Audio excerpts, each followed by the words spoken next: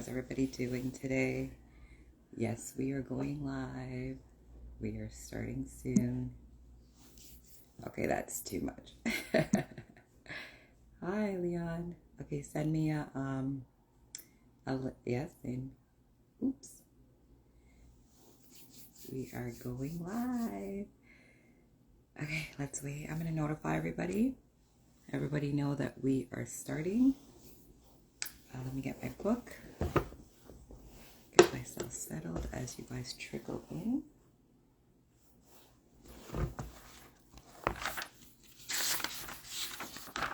And I'm going to grab my guests. I'm going to notify my guest, say that we're on. Oh, I think I see one on the...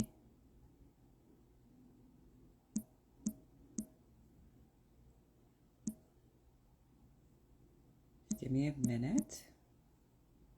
And then I'll let you on.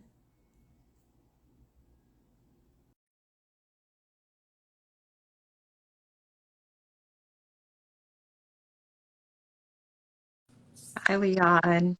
Hey, Kerry, how you doing? Can you hear me? Yeah, can you hear me? Yes, I can hear you. I'm just waiting for one of other guests, and then you can notify your people. We can notify each other's people. Let them know we're on, and then we'll get started shortly.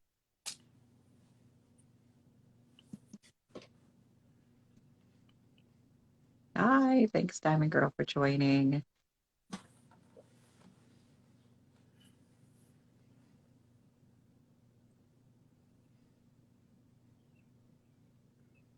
Hi, thanks for joining, Nessa. How was your day today? It was good. I worked out, walked my dog, ate, watched some TV, did some writing. How was yours? It was blessed. It was blessed. I got some well-needed rest I needed today. Body was like, enough. You need to Right, take a break. You could take right. a minute. So, yeah, it was good. Oh, here's my other guest, I believe. Oh, no, it's not. Who's Kelly? Is that somebody you know? Kelly, I know some Kellys, but I don't know.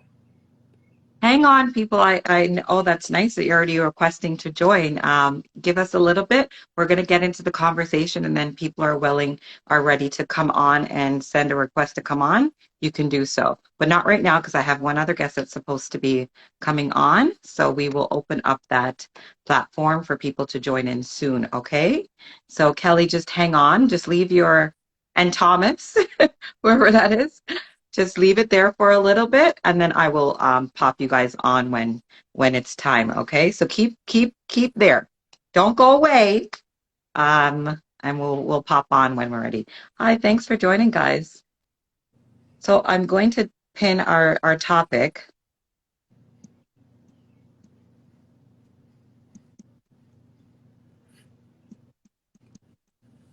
Kelly said, okay. Yes, thank you. Just hang on.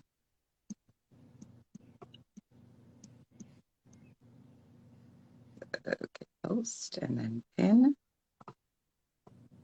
and then pin. Okay, so co-parenting with a narcissist, let's talk about it. Mhm. We're definitely going to talk about what exactly is a narcissist, what does that mean? It is somewhat of a newer term as I was researching it and looking it up. It's somewhat of a newer term that is being put into play. So I definitely want us to really dig into it and explain it. So for viewers who are not aware of the topic, um, of the title, of the meaning. So, and then we can get into more specifics. I don't see my other guest, so I think we will get started. And then as I see her pop in, she could send me a request to join. And then the others who are requesting to join, you guys can totally hop on and ask your questions directly. For in the meantime, guys, I just want to go through my spiel, let you know who I am for the new followers and the new people. And Leon is also new to to my platform, as well as I'm new to his platform. So he will also introduce himself as well. So my name is Kerry Wilson. I am a behavior management consultant, and I support families in need who are having struggles with the behavior management with their children, youth, and families. I've started this platform, this talk convos with Kerry, because I felt like a lot of our topics in the Black community were not being talked about and they were not being discussed on a regular basis. It's a lot of taboo stuff. It's a lot of we can talk amongst our friends, but can we really get into the topics and dig deep and start to make some great conversation and discussions and learning something new from each other? So I opened up this my business page to do the convos with Carrie every Thursday and open up the topics to the Black community to have a safe, mature, open conversation where we are respectful to all opinions. And these are opinions. This is not my behavior management hat. I'm wearing tonight. I'm Convos with Carrie hat tonight. So these are all conversation and opinions. This is not clinically diagnosed terms, and this what I do in my practice. Okay, so thank you for joining and continue to every 9 p.m., every Thursday evenings, Convos with Carrie, where we open up the floor to having mature, open, and honest conversations with the Black community. So thank you, Leon, for joining, for being a part of this, and please introduce yourself. Thank you for having me, Kerry. I really appreciate it. Leon Walker, served 32 years in the Navy. I'm from Cleveland, Ohio. I am divorced. I have 3 children. I have 3 godchildren. I love writing. I love eating great food. I love comedy. I love helping people. I love exercising. I've traveled all over the world. I joined the Navy in 1983, and I retired in 2015 after serving 32 years. Been to every country you can imagine. Been all over the world. Had a great time. Have some very dysfunctional issues. I was a very dysfunctional child, come from a broken home, great parents, come from a dysfunctional home, divorced parents. And so I had a lot of issues growing up. I had low self-esteem, and I lost a lot of confidence in growing up. Suicide ideations, you name it, anger issues, my personality disorder, PTSD, migraines, you name it. I have a lot of things going on, but I'm here to help people, and I want to make things clear to people, for those that do not know what narcissism is, what the people that deal with ghosting, the silent treatment. And so I'm just here to help people, Kerry, and give back. Um, I've done a lot of damage to women in my life. I've done a lot of damage to my children, done a lot of damage to my friends. And so I've done a lot of damage to myself as well. So I'm just here to give back. I'm on this side of seeing the dating game and all of the relationships and the games people play. So that's me in a nutshell. I'm just here to help people. Thank you. And I really, where are you coming? Where are you from again? I'm from Where are Cleveland. you located? Yeah, I'm from Cleveland, but I live in Chicago, north of Chicago. Nice, nice, or American people. And I think that is when I came across your page. And I'm so thankful that I just reached out to you today and you were able to do it. So I thank you so much for that as well. But as I was going through your page and your content, and I was just so respectful of the fact that you were saying that I'm a former this and I'm trying to help do better. I'm trying to help teach not only men, but women how to look for those signs, how to be able to handle those things and to not cause hurt like you said or keep that pattern of behavior going. So I Right. really respected it and I was so thankful that you were able to join us, and especially for this topic because like I said, this is a new term that is being thrown around now, and getting to know it, researching it. I definitely am not a pro at it or explaining it. So definitely, I am so happy you're here. So because you're going to help really break it down for us and for the people who are new to this as well. So what we're for the people who are just joining, we're talking about co-parenting with a narcissist. Let's talk about it. And let's talk about narcissism. Let's define it first. I'm going to give the book definition of what I researched and what I got, and then you can give us your definition of like what you felt or how you were doing Mhm. what you were doing things as a narcissist. So a person who has an excessive interest in or admiration of themselves, they show lack of empathy for others, inflated sense of importance, the deep need for excessive attention and admiration, perpetually troubled relationships, and also what I also saw egotistical in that. What, and I forgot to get what the difference is. Do you want to, can you help me with that? What's the difference between egotistical and narcissism? So it kind of like runs hand in hand because you have many levels of it, right? You have malignant, you have classic, you have covert, you have overt, you have vindictive, you have manipulative, you have seductive. Yeah. So Okay. it's like it's so much. And I was talking to a therapist. He did an interview on me. Jason Phillips, I believe his name is. There are many levels to it. So we all have some type of trait in us, like maybe one or two, maybe three, right? Self-loathing, grandiose is another one. Um, People wanting their ego stroke, people needing their ego stroke, people stroking other people's egos so that they can fall in love with them. That's the seductive part of it.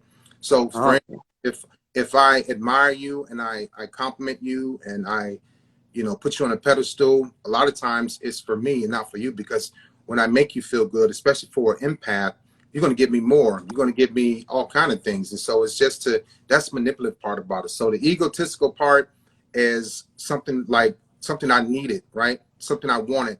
And it all goes back to my childhood about what I didn't have, but what I wasn't getting, the love, the affection, the attention, the confidence, the low self-esteem. And so I made myself this person who I ultimately became. And then I started believing who I was, which it helped me and it hurt me, because once I became this person that wanted to rebuild myself, build my confidence and self-esteem, to get over not only my parents' divorce, but being molested, okay, losing my virginity at 8 years old to my babysitter, being molested by my female cousins, and people believe this or not, in the first grade, dealing with an uncle that was touching me. And so a lot of men and women go through the same thing, but in the Black yeah. community, we suppress those things, right? In the Black community, therapy is taboo. In the Black community, young boys are taught you're not supposed to cry. You're a punk if you cry. Crying is for girls. Suck it up. Be a man. Pound on your chest. Go smoke. Go drink. Go fight. And so I was stripped of a lot of things as a child, and I was angry. I became very angry as a child. I became very vindictive as a child. That's why all of my issues started as a child, and I should have gotten therapy in the first grade, because that's when everything started. And I didn't realize that I was abused and neglected until I was 47 when I started therapy. And so I went to bed from the kindergarten to the seventh grade. So I was sleeping in the bed, and my parents would put me on the floor. I pee on the floor. I was put on a little bitty piece of carpet because I had destroyed my beds. And so it wasn't that they were neglecting me on purpose, but I couldn't sleep in the bed. Me and my brother had a bunk bed. And so it was like I'm wetting the bed so much, it's dripping down on him. So, okay, we got to put you on the floor. And I wet in the bed so much on the floor that the carpet stuck to the floor. And my father had to saw that piece of carpet off. And so I got used. That was my norm. The neglect, the abuse, the being put to the side, being left out, being forgotten about, what became my norm. So my emotions were suppressed at an early age. My ability to love and care were suppressed at an early age. And then my parents get divorced, and I get sent to a lady that I didn't even know for about a year, and away from my father, my mother, my brother and sister. So I was a loner at 11. And so there was no way for me to care or love anybody, right? All I could do was hate, discard, disrespect, ignore, put down, and avoid. And so that's what I knew. That's what made me feel good. And not only made me feel good, but it made me feel safe. And so there's a lot that I learned in therapy. I also learned that I was dealing with avoidance issues, emotional dysregulation, emotional detachment, escapism. I was always running away from hard questions, and I didn't have the ability to answer questions or make a good decision based on my gut instinct. I didn't have that. So a lot of men and women don't know what that is until you go through therapy and you talk to a psychotherapist or a psychiatrist, and it's like, oh wow, okay, so that's what's wrong with me. But amongst many things, so you start building this egotistical mindset, like you owe me, I'm better than you, I want this, I need this. And a lot of times in my relationship, I use my childhood as an excuse to continue doing what I was doing, to continue to have my girlfriends or my ex-wife to feel sorry for me, to feel bad for me. And once they like, you know what, Leon, you grown, you know better, you shouldn't be doing these things. I was like, I can't help it, this is who I am, take it or leave it. And majority of the times they took it. Yeah. And so why would I think there was something wrong with me if they're staring around? Why would I Yeah. think wrong with me if I'm still getting awarded, rewarded, promoted? I was always winning in and out of relationships. I was always winning in the Navy. So why would I think there's something wrong with me? But it was something What wrong with me, clearly. what did you consider winning? Great question. What I consider winning was outdoing other people when I didn't think that I could. And so when I started outdoing other people in the military, I didn't Hmm. outdo anybody in high school. I did once, maybe a couple of times that I remember when I got this job that they interviewed probably 10 of us and I got the job, but I didn't, it was like, all right, you know, but when I joined the Navy, I started like winning at all costs, at any cost. It didn't matter. I wanted to be Sailor of the Year. I had to outthink other people because going into the military, my father and my uncles always all told me to join the Army because it's more black people. So I had some great men in my life. I had great examples, but they were always speaking from a form of a level of comfort. Join the Army is more black people. Play football. You built to play football. Do things that you're used to. I got tired of that. It was decent advice, but I wanted to join the military to see how strong I could become or to see how weak I was. So I Hmm. selected the Navy, which is predominantly white. I wanted to be outside my comfort zone. I wanted to be known in the world of the unknown. And when I became Hmm. known in the military for Sailor of the Year, Recruiter of the Year, being ranked #1, getting promoted, when I was outdoing people, it gave me a sense of serious security because I was very, very, very insecure. I Hmm. had the work ethic. So once I mastered my work ethic, I had to figure out a way to master the women because I didn't know how to treat women. I didn't know how to be in a relationship because at 11, my mom and dad got divorced. So I was discarded. And so I became angry. At 11 and 12 is when a male member of mine kept putting his hands in my pants, touching me. And so I developed anger issues because I wanted to kill him. I had it all planned out. And so I planned my life out to join the military at 9 or 10 years old because both my parents dropped out in the ninth grade. So they never spoke about college. So I was on my own for a long time. Now going into the military, I mastered the military. I outdid people because it gave me a sense of security. It gave me a sense of power. And I didn't mention this, but I was shown porn at 7 years old. So I became addicted to full-figured women, black, white, Asian, Latino, it didn't matter. And so women my age, young girls my age, couldn't do anything with me because I started studying women in porn to hurt women outside of porn. So I had to win and keep the women, even though it was going to be for temporary purposes. And that's when you start the hoovering, when you discard. You get a woman and you discard her. You get a woman and you ghost her. You get a woman and you give her the silent treatment. I did it to all the women that I dated because I was very insecure. I was afraid of losing them like I lost my mother. Okay. And so I always felt this, Kerry. If my mother could leave me, any woman could leave me. And so that's where I learned the discard. I learned to discard at 10, 11 years old when I was discarded. It wasn't called that, but I was pushed away. I was detached. So I told myself I would never love again. I would never have kids. I told myself this at 11 years old, and I Yeah. believed that. And so I had to master a woman's mind and know her body better than she knew her body. So that I had to always be in control because I'm going to leave you first because I can't accept you leaving me. I would break down. I had Yeah. fear of women leaving me. And so it happened once and I lost my mind, but I caused her to do that. So outdoing everybody, it was a sense of making myself feel better and more important than people. Like they didn't matter to me because I wasn't going to get connected to them. So what age, so you had like all this trauma, because all I'm hearing when you're telling me about the things that are going on at such a young age is trauma. And you're not able to, of course, examine that because you're so young and nobody's there to sort of, like you said, help you, guide you to getting help and examining the trauma. So then you now have to go, you feel that you have to place the trauma on other people because that's how you're releasing, that's how you're getting it out. That's how you feel like you are doing good, like you said, winning. So Right. my question is, now you're going through your teens and your 20s and stuff, and you is never thinking that I need some therapy from the things that happened to you when you were younger was No, never a thought in your mind as you're going through life? no, I'm because like, No, because so remember when I was 47, I started therapy. And when she oh, told 47. me, yeah, she said, Leon, do you Okay. realize you were neglected and abused? And I looked at my psychiatrist like she had like an elephant sitting on her head. And I was like, I wasn't abused. But Carrie, I was. So I Yeah. didn't, I was abusing and neglecting other women. I didn't Yeah. realize I was verbally abusing my children.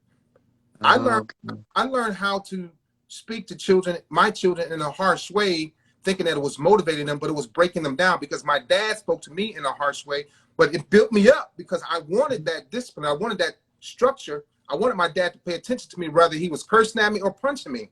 That was Yeah. that was love to me. And so I started cursing at my children and putting them down when they wouldn't clean it, take out the garbage, clean up the bedroom. So because that's what I was taught. And it Yeah. worked for me. That's why I tell people now the old school way of raising children doesn't work. They curl up in a ball. They look at you like you're crazy. They dislike you. They hate you. They won't talk to you. And so these kids learning the discard and the ghosting and the silent treatment at an early age. I wouldn't be Yeah. surprised if 5 to 10 years from now there'd be a lot more narcissistic young men and women walk around in this world. Mhm. And I possibly could be the cause of my children becoming one. I don't know. I know that I could be. If they are, it's my fault. You know. And it does say, in my research, it does say that yes, children are from males and females are a higher risk of becoming It's not narcissists. happening because Yeah, I'm not careful. I'm careful now, but it was too yeah, late. Think about it. I spanked my kids, yelled at my kids, called them names from probably 5 years old till 10. I stopped spanking them at 10, but the hmm verbal abuse didn't stop. You know, I yeah, like motivating them by saying certain things to them. No, it demotivated them. And I'm working on my relationship with my children now. But yeah. Rebuilding it. yes, Yeah. So I saw some other things that I saw is like 9 traits of narcissism, and you let me know if you agree or if there's things that need to be added that I've missed. right, Lack of empathy is number one. yes, Uh, yeah, definitely.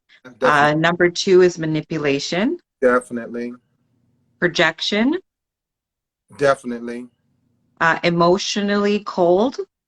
definitely. Do you feel like you were that way to your kids too? You're emotionally Yeah, cold to them too? yeah, because it was a form of punishment to say, Mm, I told you so. Now look what I'm going to do to you. Even though my kids were never combative or would never challenge me, it felt yeah, good to make them feel insecure around me. But I made them insecure around other people too because that's something they yeah, learned from me. Yeah, but so that's yeah. true.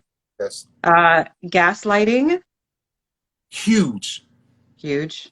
Yeah, Okay. We're gonna go into that after. Never takes responsibility. never. Huge. uh, Controlling, What was that again? controlling. Very Grandiose, grandioser, grandiose. grandiose, Very, yes. grandiose. And that's more like making everything big and everything like everything bigger than it is. It's mainly about like, look at me, look what I've done. Pat me on my back, shake my hand, hug me. Congratulations. Okay. But the grandiose part for me, it was short lived. So I would work my butt off to make myself better, to outdo other people, so that they had to come and look at me like, see, because I always thought that I wasn't smart. In fact, I was called slow, and so that stuck with Mm, me as a child. And I said, I got to get past this. Again, being insecure by not thinking that I'm smart, I hid a lot of things, and so I yeah, put time and effort and motivation and energy into my work ethic, so nobody could see that I wasn't smart. But yeah, it outworked me, and I made people. It was bad, Kerry. I made people know and understand. I'm better than you. I'm ranked number one. I will be ranked number one again next year and the year after that. Only way you're yeah. gonna is if I transfer, and that was my time in the military. Nine. So when did okay, why, okay, there's one more left. Infidelity. Huge, very You never faithful to one woman no. throughout your time? It was so that was deeply rooted in greed and lust,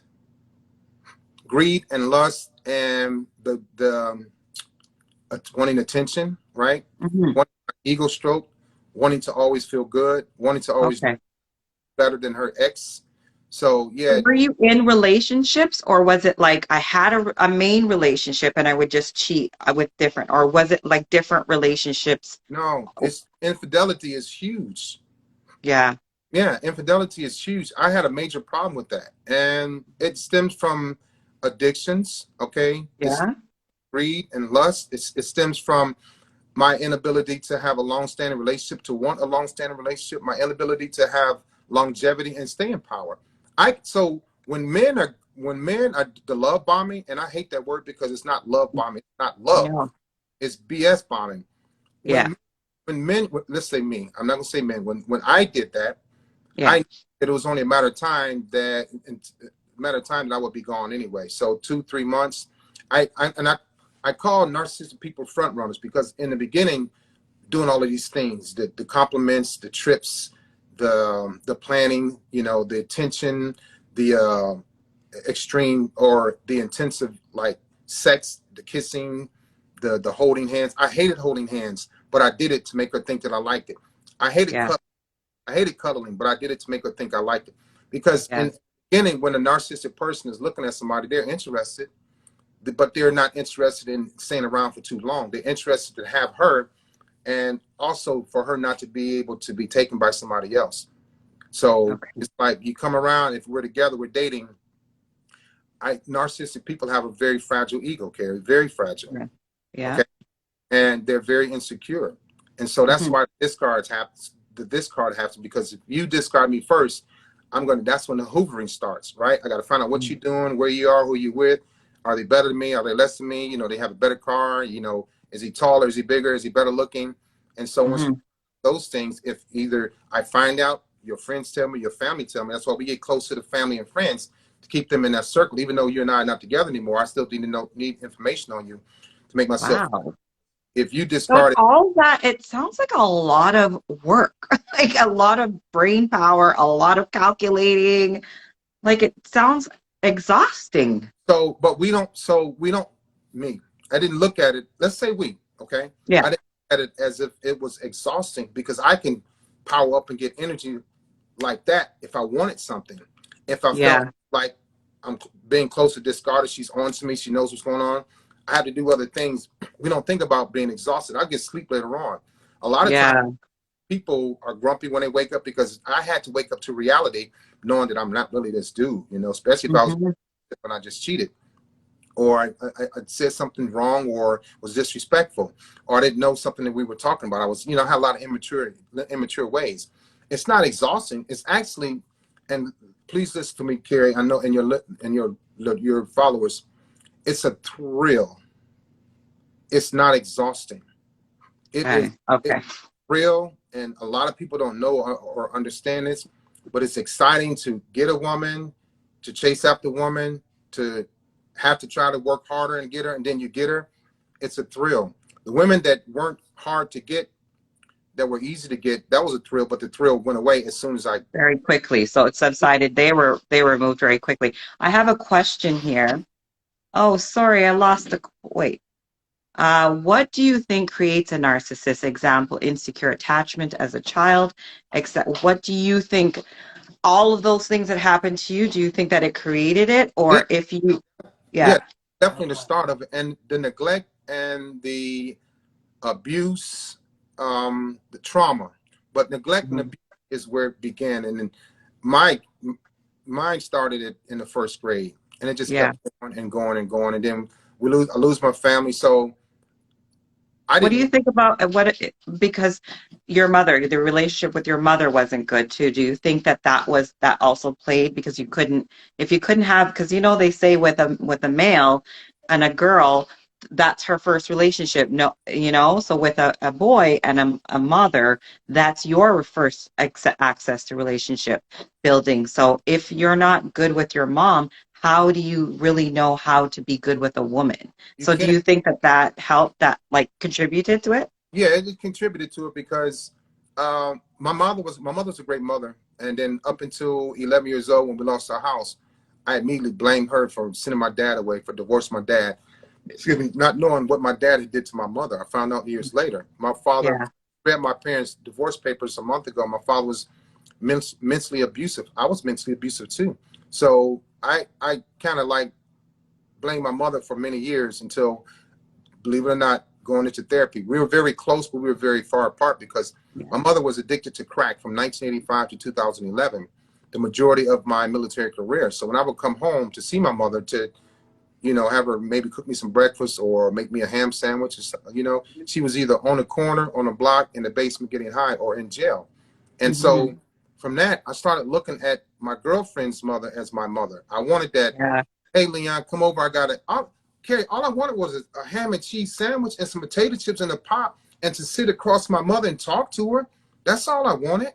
But I couldn't. My Yeah. mother's getting high. It started in 1984, 85. When so my mother and I started studying my mother in therapy.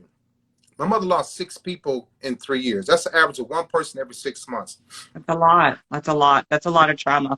Now, Leon, there's a question here for you in regards to marriages. Why do narcissists stay in long marriages? So I did that as well. It's a lot of comfort, right? And a lot of times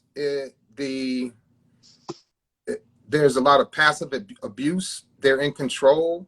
They get what they want. They do what they want. They meet other women that are broken and like they are. And so she's not going to say anything about her being a side piece, right? And so in my marriage, I did the silent treatment a lot to my wife. I was absent a lot, not because I was employing, but I was detached. And so for me, it would have been like embarrassing to get a divorce while I was on my way up, because that doesn't look good in the military. Okay. Okay. So it's more about status. It's more about I want everybody to look at me and grandiosely saying that I'm doing good. I have a pretty wife. I have a good marriage. I have kids, you know what I mean? So it's more of that why you and I guess you said the comfort And also, because so yeah, say for instance, I'm married to a very successful woman, right? yeah, yeah. Um, she's got a lot of money. And for me, let me clear this up. I didn't want a woman's money. I wanted her time, her heart, her body, and her spirit, her soul. I Hmm. was really sick. Say, for instance, I'm married to a woman that's a CEO, right? Um, we can travel when we want. She has a lot of money, great credit score. We got the cars in the house. I'm not going to let that go. Okay. Yeah. Successful woman, say for instance, let's say she's an OBGYN or a lawyer or any kind of doctor.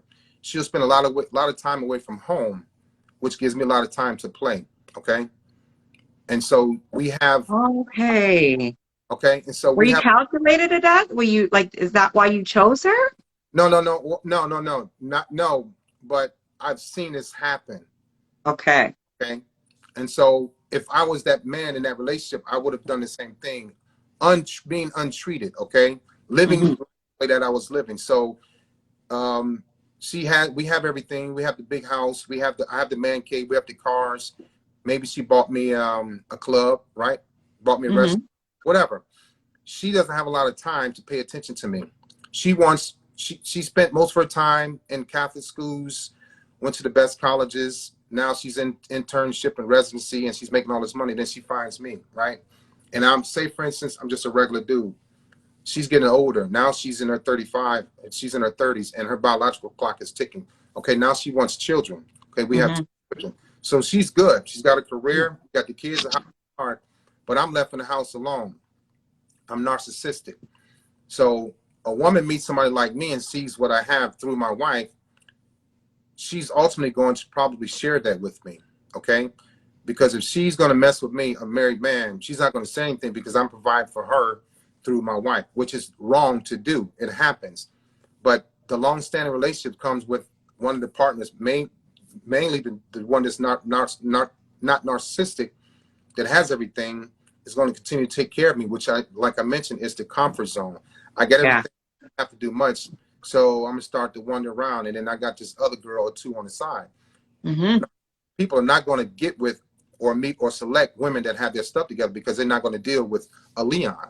So Yeah. women broken like me, women that are dysfunctional like me, women that don't have as much as I have or as much as my wife has, are going Hmm. to be happy to deal with me. They're easy Yeah. to please. They don't require much time. They don't require much. Most of them just want to be with me because of what I have.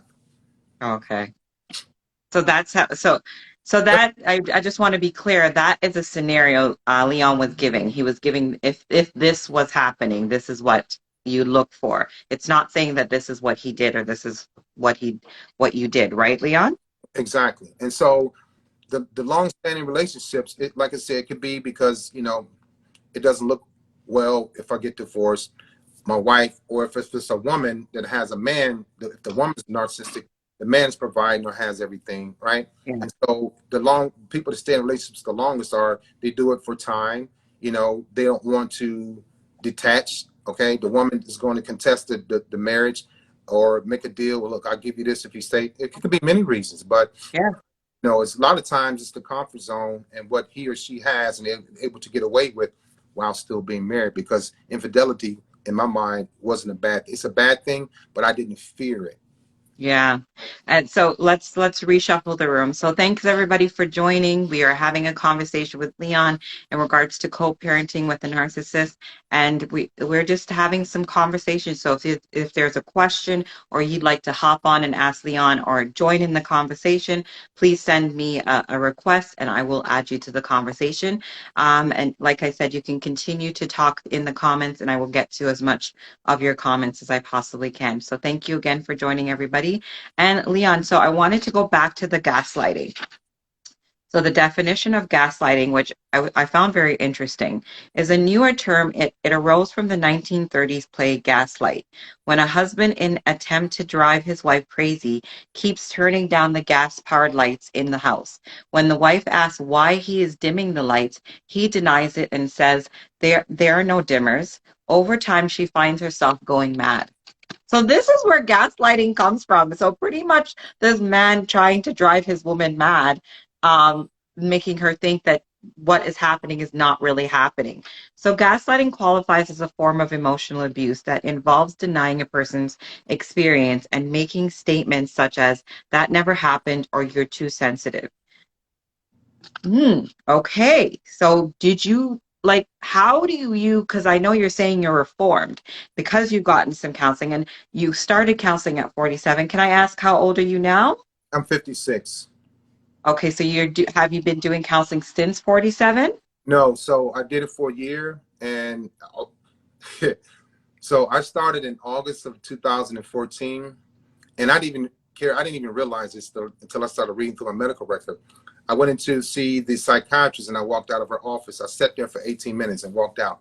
I was very arrogant and cocky. And I went back a couple of months later to a psychotherapist, and I sat in her office for 50 minutes and Mm-hmm. out. I was like, I don't need no help. I was, Mm, to see them, and I was like, there's nothing wrong with me. And so January 2015, December of 2014, I went back and stayed the full time. And so I will always be a narcissistic person. I will always have this personality disorder.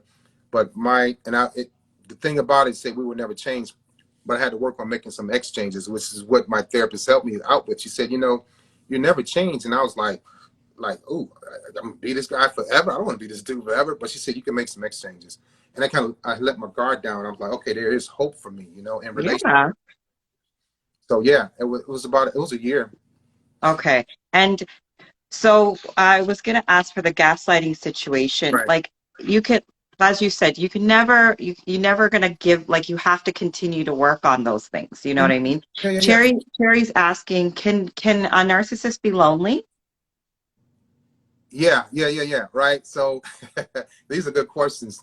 Yeah, these are really good. Thanks for guys. Keep the questions coming because this is a topic I think I'm gonna have to do now have Leon on again so that we can go at it again in regard because it's a really needed topic.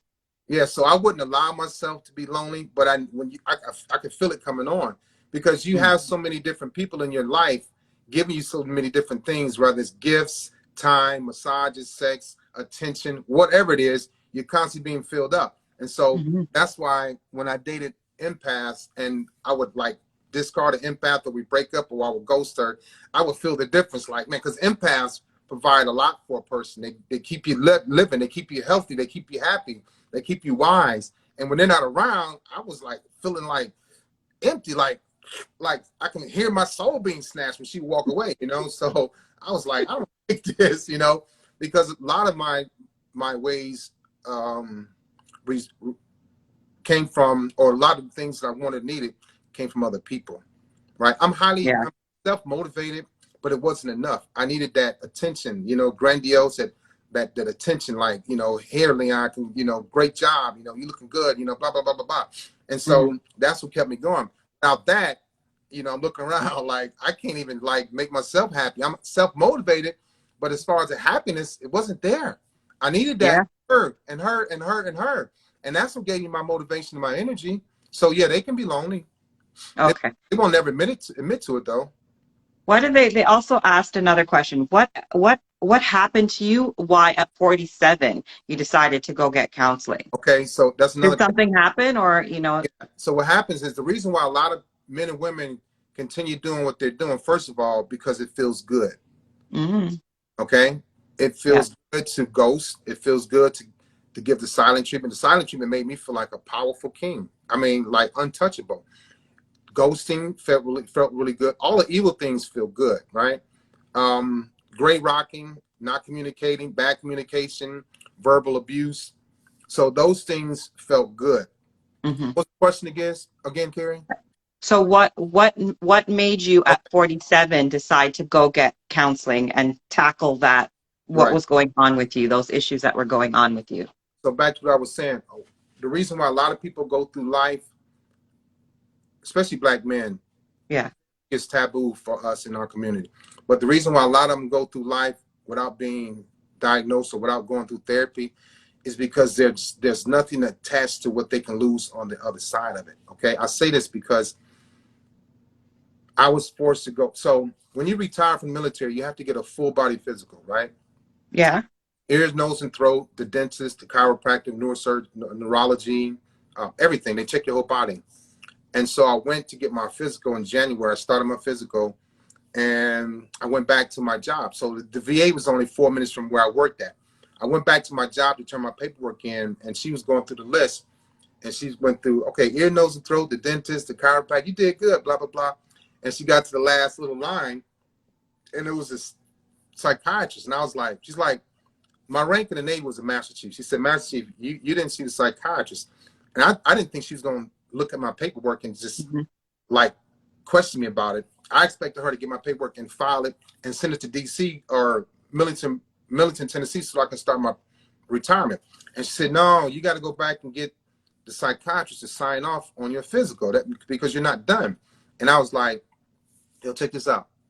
Can you sign?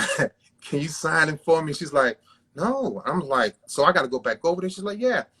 And that's what saved my life. That's why I'm here talking to you today because Hang on, Leon. So are you telling me that all throughout your army work that they did not force this to, like, for you no, to get counseling? Only when you got to this one lady that like did her job?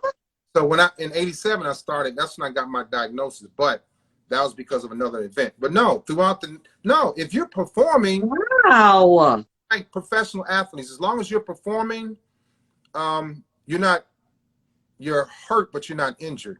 Okay. Okay. So then your mental health is not as important as you performing what No, the task. but look at Oh boy, see, this is the problem. That's a big problem. but Cherry is asking, talk about drug use and being a narcissist, please. I think a woman I was with is one. She abused drugs. I felt sorry for her. So I guess they want to ask, is drugs a part of being a narcissist? yeah, Like, remind me yeah. of that. Just let me finish. Okay.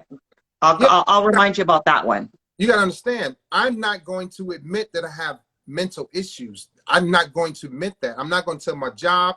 I didn't tell my ex-wife, nobody knew until last year. I knew Wow.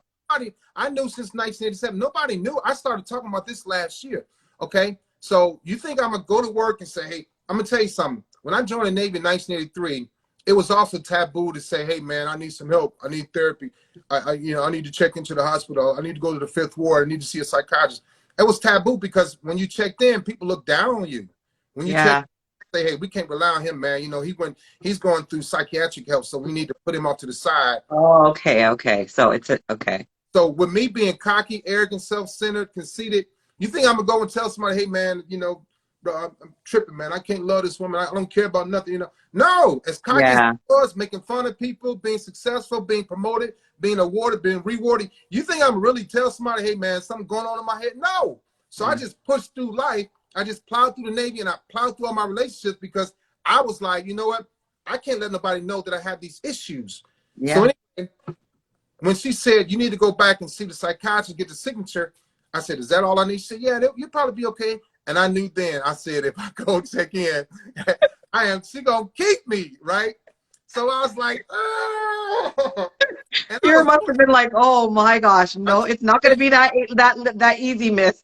I said, here it comes. So I went to the hospital. I went to the desk and I said, yo, man, where's the psych ward? Fifth floor. I'm like, man, be cool. Don't say that too loud. I already knew. So I go in there, I get on the elevator, I come out, I turn left, I go into the office, and he said, how can I help? I said, hey, I just want to get this signature. He's like, well, we can't just sign. I said, man, can somebody just sign? He said, nah, you need to be seen, Mr. Walker. I was like, no, man. He's like, nah, just you be okay. I'm like, I said, I told him, I said, he has no idea. I already knew. I already had my diagnosis. I was trying to get out the Navy and get away without sitting through a year of Mhm. counseling. So I sat down and pulled a number. They called number 401, Mr. Walker, Master Chief Walker. I'm like, here we go. So I got up, went in there, and that's when it all started. I'd already been through therapy before, but it was like hit, miss, diagnose, go back, come back, go back, fill out the paper, come back. I knew what was wrong. And so I just didn't want to go every month or every other week until I retired, but I had to, I needed to. And that's why I'm Yeah, here now. So for me, yeah. there was my retirement attached to my disability, attached to my diagnosis, attached to my therapy. Mm, So I stayed, okay? yeah, People that don't want to go through therapy, people that are afraid, there's nothing to lose on the other end. Even yeah, your wife says, hey, if you don't get therapy, I'm leaving you. Some people like, later, I'm like, if a woman ever told me, Leon, if you don't do this, what happened? Leon, if you don't get some type of help, I'm out. I'm like, well, be out then. yeah, yeah. I guess that's why, yeah, like I think that's why people wanted to know if there was something concrete. But for you, it was kind of forced, but it still helped you in the long run. So there's a question here about what is gray rocking? Gray rocking is like the silent treatment. They call it something different, not communicating, shutting down, ignoring, you know. Okay, okay. That's another term of under the narcissist Yeah, yeah, behavior.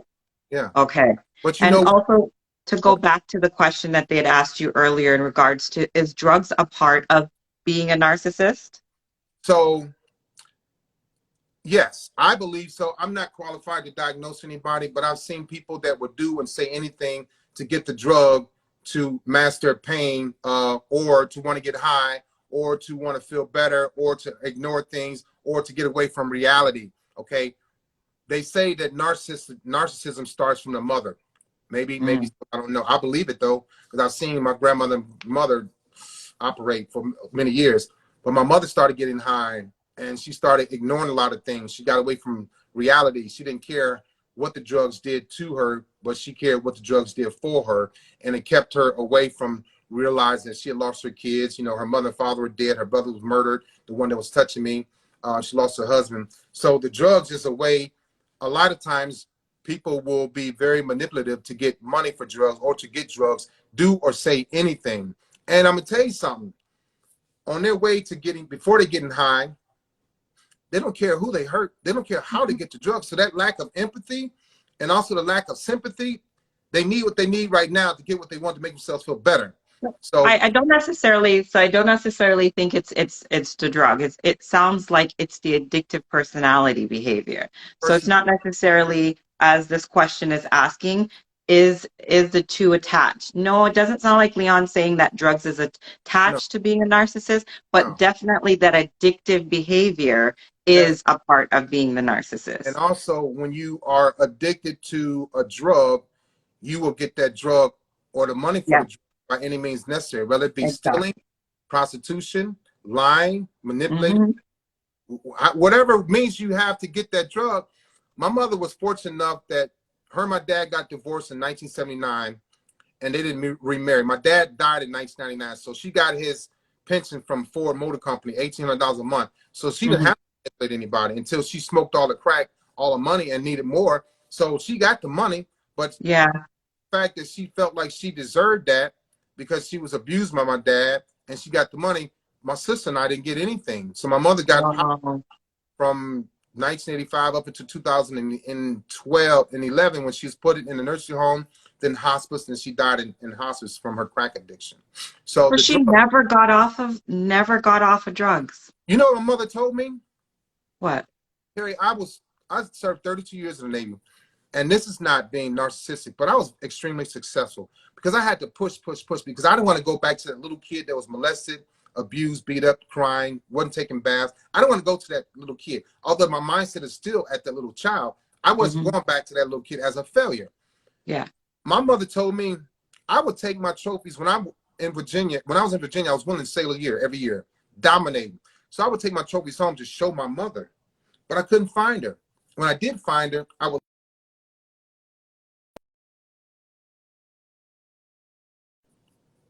She would go, okay, look at my trophies. You got $20? She told me, she said, I will never stop getting high, ever. And so there's a lot of things I told girlfriends, like, I will never stop yelling at you, or I would never stop not caring. So I get a lot. I know what I get from my mother. I know exactly what I get from my mother and my dad, but the narcissistic part, I know I get from my mother a lot. So, Thank you for joining 100. Thank you. Leon's dropping some excellent gems here. There's another question in the question box for you, Leon. Been married to, this is from Queen Miranda, been married to a narcissist for 12 years. He discarded me, but when I suddenly moved out of state and went no contact, he refused to sign the divorce papers and won't stop calling me. It's been 15 months now. What should I do to get him to sign the papers? well, that's part of him contesting the divorce. There's a way to get around that. She's gonna have to, if she lets her lawyer know that he's prolonging it, he won't sign the papers. He doesn't. Bottom line is he don't want to see with nobody else. Bottom line Mm, is he wants to have that connection. yeah, He wants that access to her, right? yeah, Because if they're still on papers, let me tell you something. Women care about papers. Men don't. So yeah, if the table turned, he'd be like, you know what, you know, draw the papers up. As soon as you draw the papers up, we're not only separated, but we're divorced, and it hasn't even gone to court yet. I did the same hmm, thing. But on the hmm, other foot, when a man is still attached to a woman emotionally, and she files for the divorce or she leaves the state, he feels discarded, so she got away. So he's trying to yeah, hold on. He's holding on for a few reasons to get her back and then discard her, or he's hoping that she don't want to move forward with another man because she's still married. Women will hold on to that. They will stay separated and not be with another man because of the morals of it, the vows. yeah. Women respect the So vows. it's a form of control by not signing those papers or keeping it, prolonging it. It's a form of control as well. Good Skin Cosmetic is asking, how can she help her son if I guess she feels he may be having some narcissistic behaviors. And so I do a lot of one-on-ones, and I don't charge people anything. So if she can email me at cmcwalker2015 at gmail.com. CM, I'll put that up. I'll put your under when I put the video up. I'll put that under there. So so, reach out to him, Good Skin. He will DM him or email him, and he will talk to your son. so back to what I was saying with Miss Queen, that's a form of the men knowing that as long as we're married but we're separated, you can't be with nobody else. You may want to, but you're not because you respect our vows. Women get caught up like that. I didn't care about disrespecting the vows, being in a relationship while I was separated. Women do. So she'll save herself until she get the right guy. And then she's got to go get a lawyer that'll help her get around it. It's a Yeah, circumvention. yeah, This way. definitely. Can't just hold her captive like that and she's already gone. She's out of state. She's No. out of state, so it's still a form of like controlling. So is there a way, is it, for example, I want to get into a little bit. So again, just refreshing the room, we're talking about co-parenting with the narcissist. We're going to get to the co-parenting part as right now as we move into more discussion. We're having an excellent transparent conversation with Leon. He's sharing all of his gems about being a former, as he says, a former narcissist, and he's doing the putting in the work to be able to be labeled that. And he said he doesn't charge anything. If you want to reach out to him, I will put the email address under the post so that you're able to connect with him directly. And yes, definitely reach out to him because he is being, I think it's so commendable for you to be doing this and offering that transparency in regards to all the things that have happened to you, because I know as a black man, talking about being molested, talking about being taken advantage of, talking about addiction to porn, talking about all the things that has happened in your life, addictions, a mom being addicted till the day she dies is very, very difficult. So I commend you. I give you all your flowers, all your props right now. And I don't want to build that narcissist. I don't want you to take it from the narcissist No, I point got of view, but I definitely want to give dues where it's due. So thank you again, Leon. So a lot of questions are coming in. Yes, it is. Can you please post that? I will post it. I was with a narcissist. Sharon says I was with a narcissist for 14 years, and he's still a narcissist because he didn't want therapy, didn't so help him. even with therapy, I'm still a narcissist. It's a personality disorder. So people need to understand that. I am making exchanges. I am working on my clarity, my awareness, Hmm. my forgiveness. When I started therapy, she told me, you need to learn how to forgive. I was like, nah, that ain't going to happen. But I learned how to forgive and ask for forgiveness. So I will always have this personality disorder. We're going to go into thanks. Hi, what's your name? Thank you for joining. Do you want to ask? I can't see you. Hi. Hello. I can't see you. What's your name? Hello? Okay, maybe when you get a better connection, you can rejoin us, okay? So I just want to go into the co-parenting part. How was it co-parent? Like, how do you co-parent with a narcissist? Hang on, one before we answer that. I am Tavonda says, I applaud Leon for this transparency. This has opened so many women's lives. I have to watch this over and over. Thanks, Paige. I will have it up for you to do so. Days Breeze is saying hi. And okay, so if you want to come on and ask a question, please send me the request. We are here. We are here to join in and have you guys join on. You know, my platform is open to you guys to do so. But please be prepared to ask the questions and to be on the live because it just kind of, we want to keep the ball going. So any questions that you have, put it in the question box so Leon can get to it and I can get to it for him. So The question I want to go into now, Leon, and as more go into is the co-parenting part. So how do you co-parent with a narcissist? Like, how is that even possible? listen, my ex-wife is a wonderful woman, right? A great mother, very strong, very intelligent, beautiful woman, inside out, outside in. For me, for you all, say for instance, okay, let's do a scenario. Yeah. We're all, you and I are dating, right? We have 2 kids. I'm the narcissist, of course. You Hmm. have to always, you have to always expect some BS from me because I want to be the better parent. We're already divorced uh, because of me. So the kids know that dad's infidelity, dad's mindset, dad's uh, whatever, abuse, whatever, caused the marriage to be dissolved, right? You have to always, and I did a video about saying no, N-O, and K-N-O-W, knowing. Mm. No, Leon, you have to bring him back at 6 o'clock according to the papers. Leon, I know what you're up to, K-N-O-W, okay? Hmm. They have to always be aware that I'm coming with some bull crap. Now, my ex-wife, we didn't really have those issues, but I saw other people, not necessarily narcissistic people, but they had those issues co-parenting with somebody, a friend of mine that was just like me. You have to Hmm. always, first of all, expect some BS.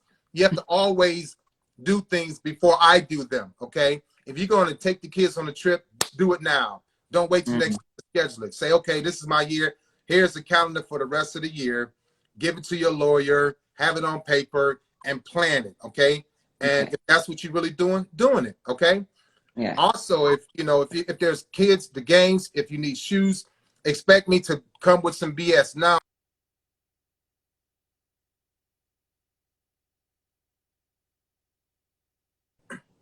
can you hear me, Kerry? Now I can hear you. You paused for a minute. So, uh, Yeah, somebody call. So always, so you paused a little bit in regards to you were saying, always know that we're coming with some BS. So to have it concretized, like this is what I'm doing. This is what, so go ahead. and stick to that. Don't worry about what I'm telling the kids. In my case, I never told my kids anything bad about their mom, but some people do it.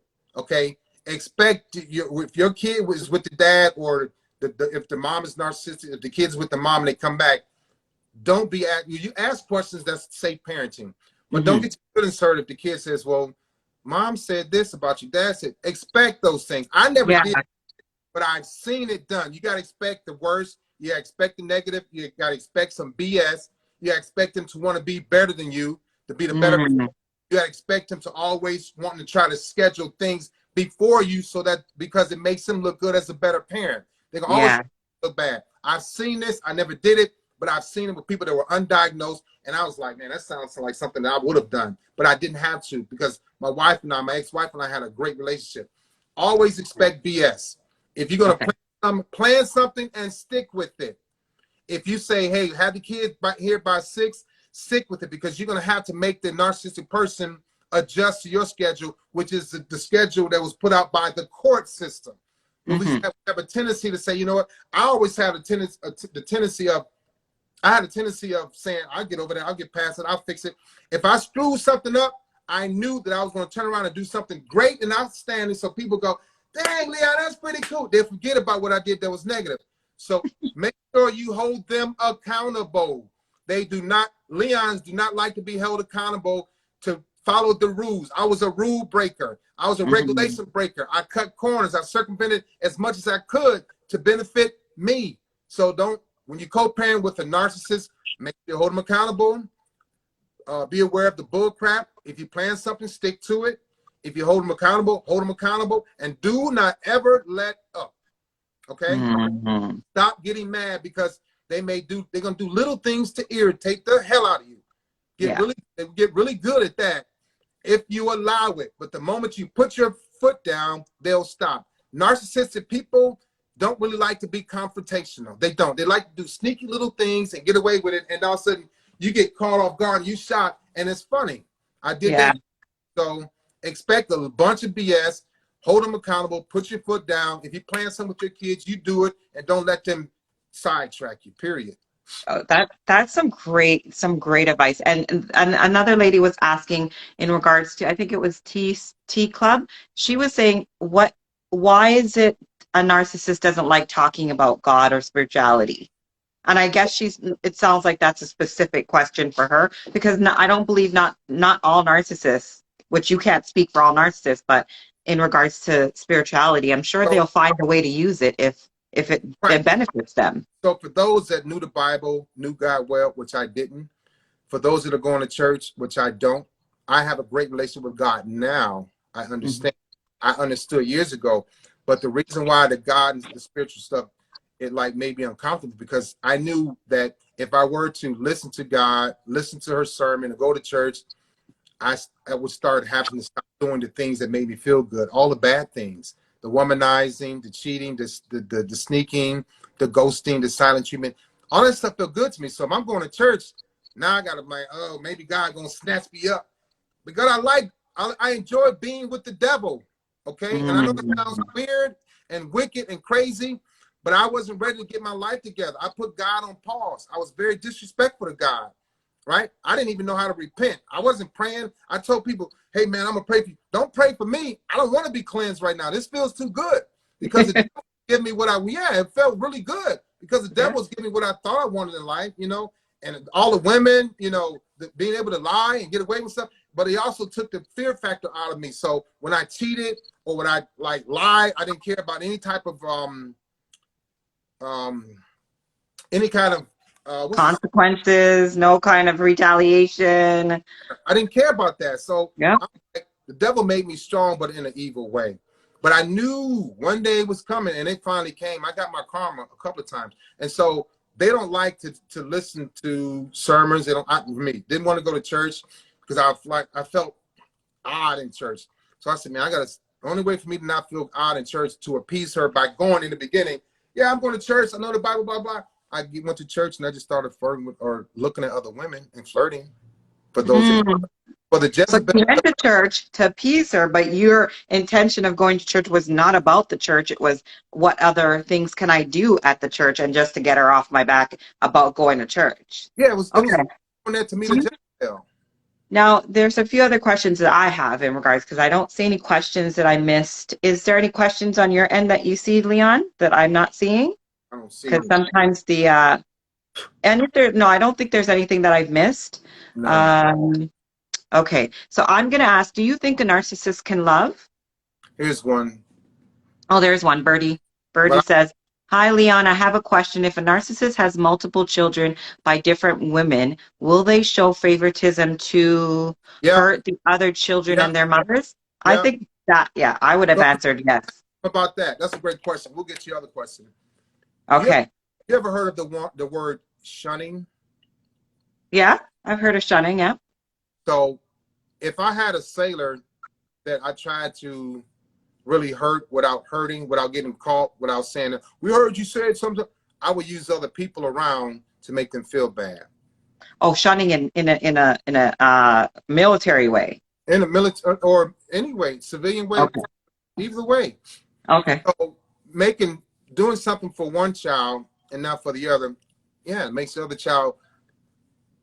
So narcissistic people are very risky, take chances, don't care about hurting people or children. Okay.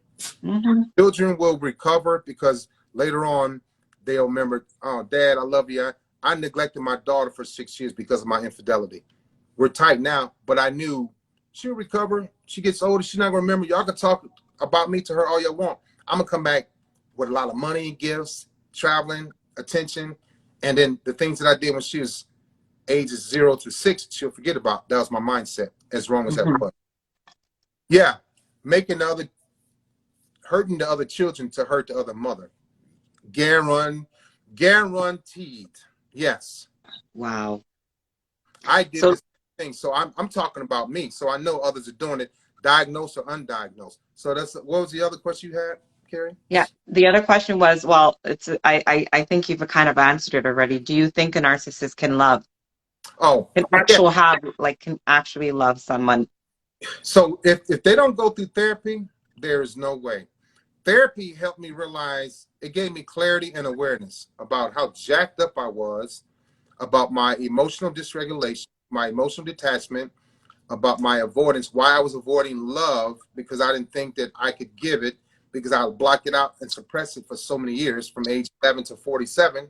So you talk Mm, 35 years, something like 36. yeah, And so I was always afraid of. So the reason why I was afraid to love is because I didn't trust myself. I was a cheater, Kerry. So I knew that, how can I love you and I'm lusting with her? How can I yeah, love her lusting with you? There's no love. It was all lust. So I had to identify that, and I did that through therapy. And the common denominator for me not wanting love or being afraid to love was me. It yeah, wasn't her or her or her. I was projecting on other people because of my childhood. Like, my mother left me, so you're going to leave me. My mother didn't love me, so you're not going to love me. It was all like, it was projection. And I yeah, used to not connect with women outside of the bed or outside of the home or being in a long relationship. It was just an excuse. So I believe I want to love again one day. I know that I can now because I knew why I wasn't. And do you think, hi, I can't see you in the dark. I Hi. know. Can you hear me? Because I'm driving to work, but I've been watching since you guys started, and I have just so much to say in regards to what Leon is saying, because I feel like I've been experiencing this for one whole year now. Even the question about your children, can you love one children and shun the other one? Because I'm dating this narcissist now for 1 year, and I had to tell him, you can't tell one child you love them and another child you don't. It's Mhm. just everything. That list that you went on, that you started with the empath or the rejection, Mhm. everything. Right this minute, I have him on block because I'm like, you have to understand. He told me last week, I will talk to you again when Moses crossed the Red Sea. So I was like, all right, you're going to talk to me again when Moses crossed the Red Sea. I'm going to block you. So Mhm. it's just so much mental abuse. It's draining. It's Yeah. the worst thing and I realize that it's the type of men that I look for. I like men that are super ambitious, but the super ambitious men are the most narcissistic men. It's always about them. It's like he wants to own the world and only his money can speak for him. So he Right. may not say the nicest things, but his money will do the nicest things. You understand? Yeah. Yeah, It's Leon's been saying that. Leon's been saying that. Yeah. Yeah. I have to talk to Leon privately because everything that he says is everything that I'm going through this whole year. He has kept me at bay, like arm's length. He tries not to get close. Then when I don't talk to him, he comes right back, and then he does that thing again. That he disappears again. And my friend spoke to him the other day and said, "Why do you treat her this way?" He was like, "Explain to me. I ask her all the time, and I don't know what you're talking about." And I was like, "Are you kidding me? I tell you every day. What are you not hearing?" Yeah. Leon, Thanks for joining and letting us know, Paige. But that's exactly what Leon's been saying. Everything that you're talking about in your relationship is what Leon's been saying. He's saying. every So I really, yeah, you really do have to link him on the side and sort of I break it more down with him because he's like, yeah, everything he's saying is really, it's your life. I really need to talk to you. Yeah, I will put his email there, and you can also DM him as well. And I told him plenty of times, you're a narcissist. He gets so upset when I say that. I don't even think I screenshot things of like empath and which I am. I know I am. But now Leon just taught me something good tonight. He always comes back because I give him that love and that he yearns, yearns, yearns, yearns, yearns, yearns, yearns, and then he gets rid of it. And then when he misses it, he comes back. But That's being what, a yeah, Leon said that. He said yeah, that empaths are the ones that they really miss when they're not around because they feel, I need this. I need this. She's giving me everything that I'm craving. And now when it's gone, it's like, I need this back. But they and don't really want you back, you the know? exactly. The crazy part about it is my friend spoke to him yesterday, and my friend is like, Patricia, what's wrong with you? This is a really nice guy. I was like, you're bugging, and you just joined the bandwagon of his, and now he's going to use my friends to just suck me in and suck them in. So they're like, well, you're the crazy one, Patricia, not me. Yeah, Leon said that too. It's Leon says that's why he gets with the family and he gets with your friends because then they become I'm, his cheerleaders. I'm telling you, Leon is talking to me right now every day. He said Leon, I need your help, Mr. Leon. I got I got you. Thank No, you. Thank you for jumping on and letting us know. We really appreciate your comments. And and, yes, definitely connect with him. And I will put this up again. I put up his and I, email. I wanted to tell you one last thing about people that have children. Like Yes, he's raising a narcissist right now. The reason why I say that, I listen to the way he speaks to her, and I listen to the way she speaks to him. It's like, um, she can do no wrong. He gives her this sense of you can do this and you can do that. Everything is the mother's fault, and it's just like I'm a better parent than your mom. I can't stand this woman. You know what I'm saying? And I see it every day. He's raising a narcissist young lady. he's trying, Yes. trying. But if they're not, if nobody, if he doesn't acknowledge that he's a narcissist or even his child's mother, I don't know why I see this as an outsider. They will never see that he's raising a narcissist child because he doesn't think he's a narcissist. And neither does the mom, you're saying? Neither does the child's mom? Neither does the child's mom. No, nobody. Everybody just thinks he's this great guy because he was an educator. I feel like, just like Leon said, he wanted to be the best at everything, his ranks and everything. I think even his social media posts, it's about his accomplishments and how much money he wants to make. And women just suck it up. And when we're around, he cannot put the phone down. I even tell him, why do when you come into town, like you can't, you're addicted to this phone? He gets upset. He doesn't want to hear nothing about the phone, nothing about commitment. It's been 1 year and I can't talk to him about where our relationship is going. Yeah. It's we always avoid the hard questions, but they're the real questions. We don't want to make a decision because we can't. I was Right. told I couldn't make a good decision off my gut instinct, and so what happens is we go to avoidance and escapism. That's what we do. Right. So you avoid all the really deep conversations or deep topics. You avoid them, and then you go like distractions. You distract yourself or distract that person. Hmm. Yeah. Right. Okay. Right. So there's a question here, Leon. Paige, thanks for joining. If you're driving, be safe, okay? Mr. Leon, I'm gonna contact you. Okay. Okay, yes, All right. yes. Have a good Thanks night. for joining. Take care. You too. Bye bye. Bye bye. Tamika asked, do narcissists recognize the nuances of their behavior, or do they think they have normal behavior? The thing is, I thought it was normal. So that's why, first of all, not only did I think that was normal, but I'm like, how could anything be wrong with me? I'm great at my job. I'm a great leader. I won Sailor of the Year. I won Recruit of the Year. I was ranked number one. I was ranked number one out of 25,000. I was ranked number four out of 90,000. Nothing wrong with me. Get over it. Or though you're just jealous. It was always their problem, their fault. It wasn't me. How could it Yeah, something me? And I'm doing all these things in the military, right? And I'm having a great time. People don't know about my personality, so they just see what I do, you know. But some, yeah. yeah. So no, Another question, authentically Ease asks, how can a parent support their child if the other parent tries to manipulate them or is toxic? So I guess how could, yeah, just like what she was saying. So mhm. go ahead, Jan. You have to, like we talk about co-parenting, you have to always undo what they've done, reiterate what you know to be the right things as far as morals, Yeah, character, and integrity. When the child is with the narcissistic parent, when they come back, you need to do your interviews. You need to ask those questions, because that child could be holding on to something, suppressing something. It could be hurting them, and they're afraid to say it to you, and then looking at you different, like because of what the parents said that you did or you used to do. Or it could be lying. So you so have, is it sort of like you have to reprogram every time they, yeah, okay. you have to. So when do you think there's a time for you to say like this is abuse and I cut it off, like don't like cut it off, period. Don't have any access to your child because you're abusing my child. Well, When when you find out the child's behavior is changing, it could be anything from being silent, wetting the bed. Those are signs. Mhm. Okay, uh, being in their bedroom a long time with the door shut, not taking showers, not brushing their teeth, poor hygiene. Those are signs of something. I had all those signs, Gary. Yeah, But nobody knew.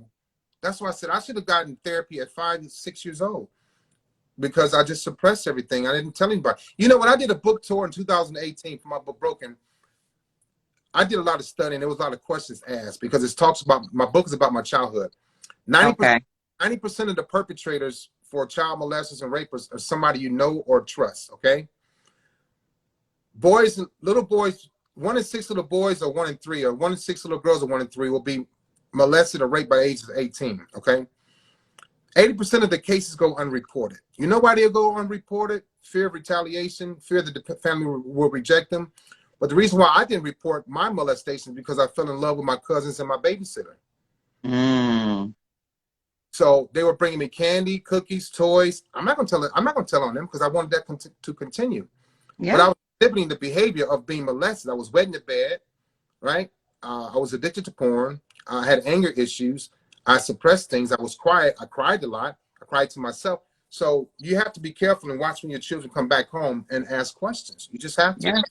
And just continue to, like you said, reiterate until the point that you feel it is affecting your child's behavior, it's affecting your child's mental health. That is when you need to go and seek help to get that child, that parent removed from that situation. And I think that's, what we really need to focus on too is if that child is exhibiting all those signs that Leon is saying, that is something that you need to look at. You need to pay attention to, because narcissism is a form of abuse. And I Mhm. want to keep stating that this is, in all my research, it is a part of it. So it's definitely truth.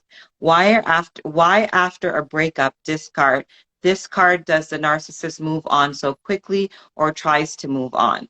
Narcissist has already moved on. They've never, as Leon said, they've never been yours. They've never been just solely in one relationship.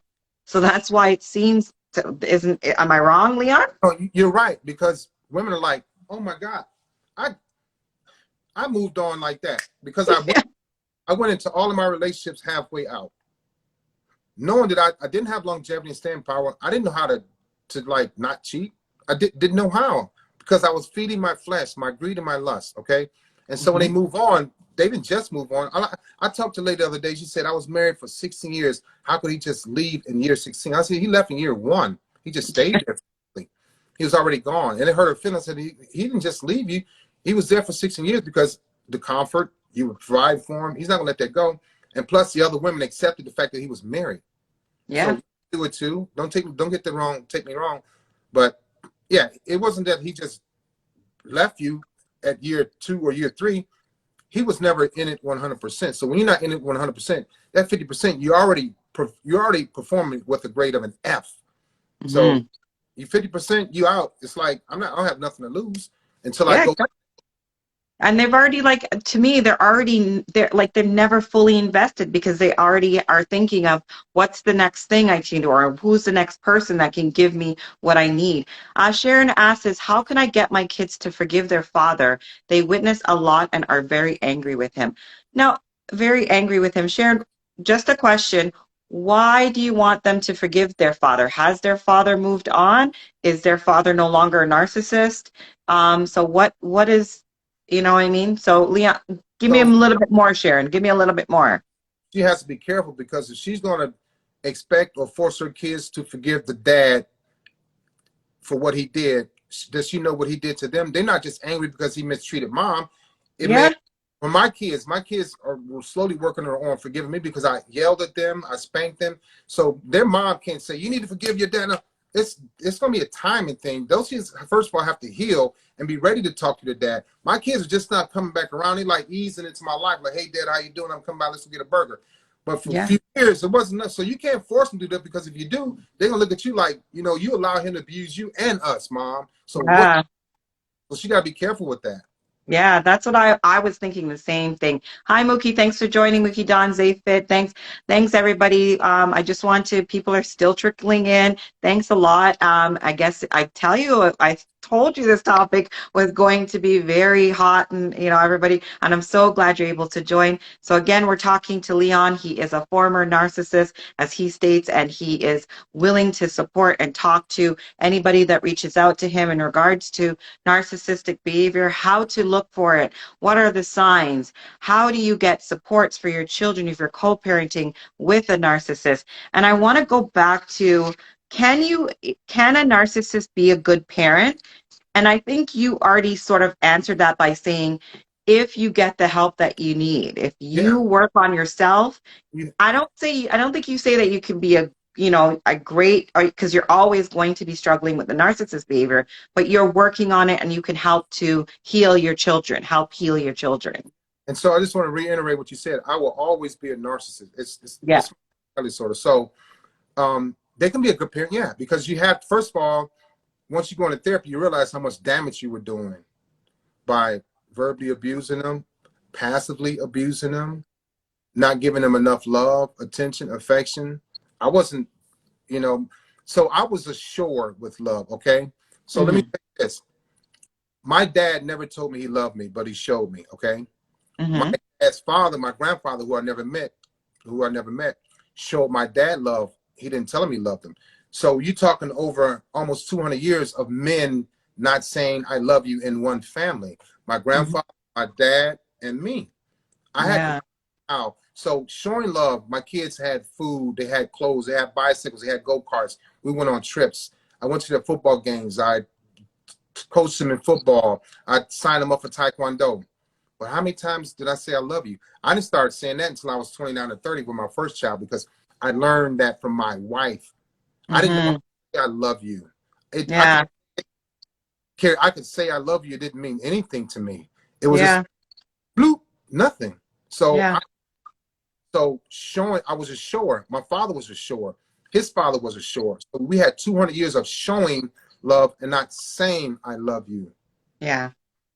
So Yeah. That's doing that's that. a yeah. So that's a good one. So you are saying that a narcissist can be a good parent, but Yeah, they yeah. have to do the work. They have, because if you don't do the work, you would never think there's anything wrong with you. I didn't What think what, there what you're was doing, wrong yeah. being verbally abusive. I didn't think there was anything wrong with berating people. I Yeah. berated my it was in 2004, and I got in trouble for it. Then I took my Hmm. year and did it again and got in trouble for it. But guess what? I also did these great things, and I got ranked #1, and I got promoted. I Yeah. got promoted to E9, which put me in the $120,000 category.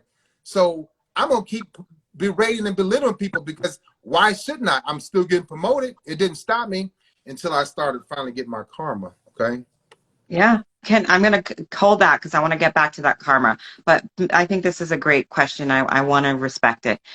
Miss Patty Nicola says, can a narcissist beat a pregnant woman and never apologize?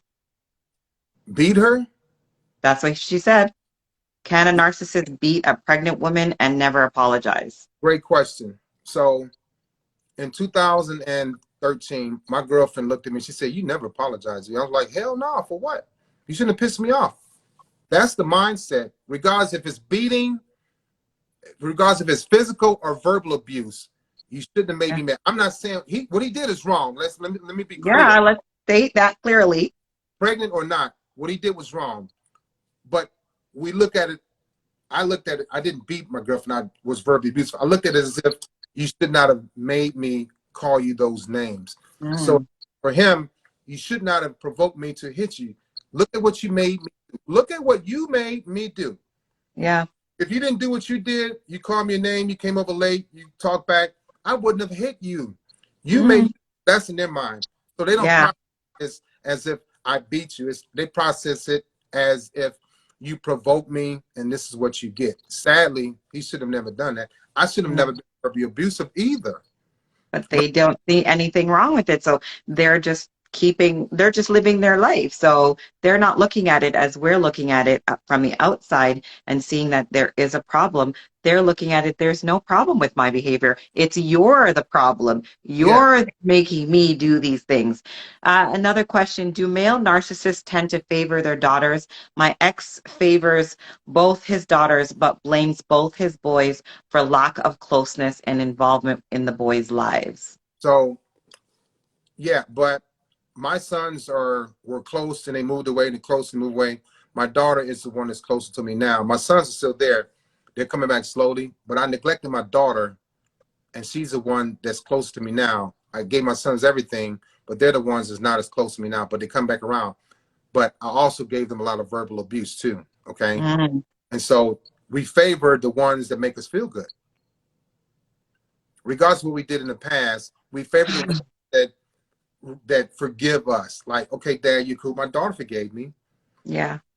right? I get what you're saying. I hope you understand, whoever asked that question. Sorry I lost your name. I hope you understand what he's saying. Another question in the question box is from Simply Made. Why do why do narcissists have a hard time with giving compliments? Oh, he's answered that multiple times. But go ahead. And another on the second part to her question is narcissists expect from others what they don't give in return. And when you do it back, they say you're being petty. Yeah. So the first one is why don't they give compliments? Yeah, Because they don't want you to feel. They only want you to feel as good as they can as make. they give you, like they don't want you to have your own feelings. No, they want to be in charge of that. When my ex girlfriend told me like, Leon, this guy said my butt look good. I said he just want to have sex with you. I don't even know why you even smiling, but I would make her feel real, real bad. Like, don't even come home telling me some dude said you look good. I don't even, So they only want you to feel as good as they can make you feel. Nobody else Yeah. matters. And if So somebody, that you can depend on them, right? It's a form of like control, but also dependence. They want you to depend on them for all your needs, all your emotional, all your physical, all your mental. it's meant There's another question, Mike. Yeah, you want to finish, Leon? a two-part question. I think it was a two-part question. No, the second part, it was a comment. She just made a comment in regards to narcissists expect from others what they don't give in return. And when you do it back, they say you're being petty. So Right. it's just a comment. There is a question though. My kid's father is a narcissist, lives around the corner from us. He barely sees them, doesn't call, etc. Does he care about them? He makes it hard when it comes to co-parenting. So I So guess she's asking, does he care about them he cares, even though he's a narcissist? right, he cares about him, but he cares more about hurting you. Mm.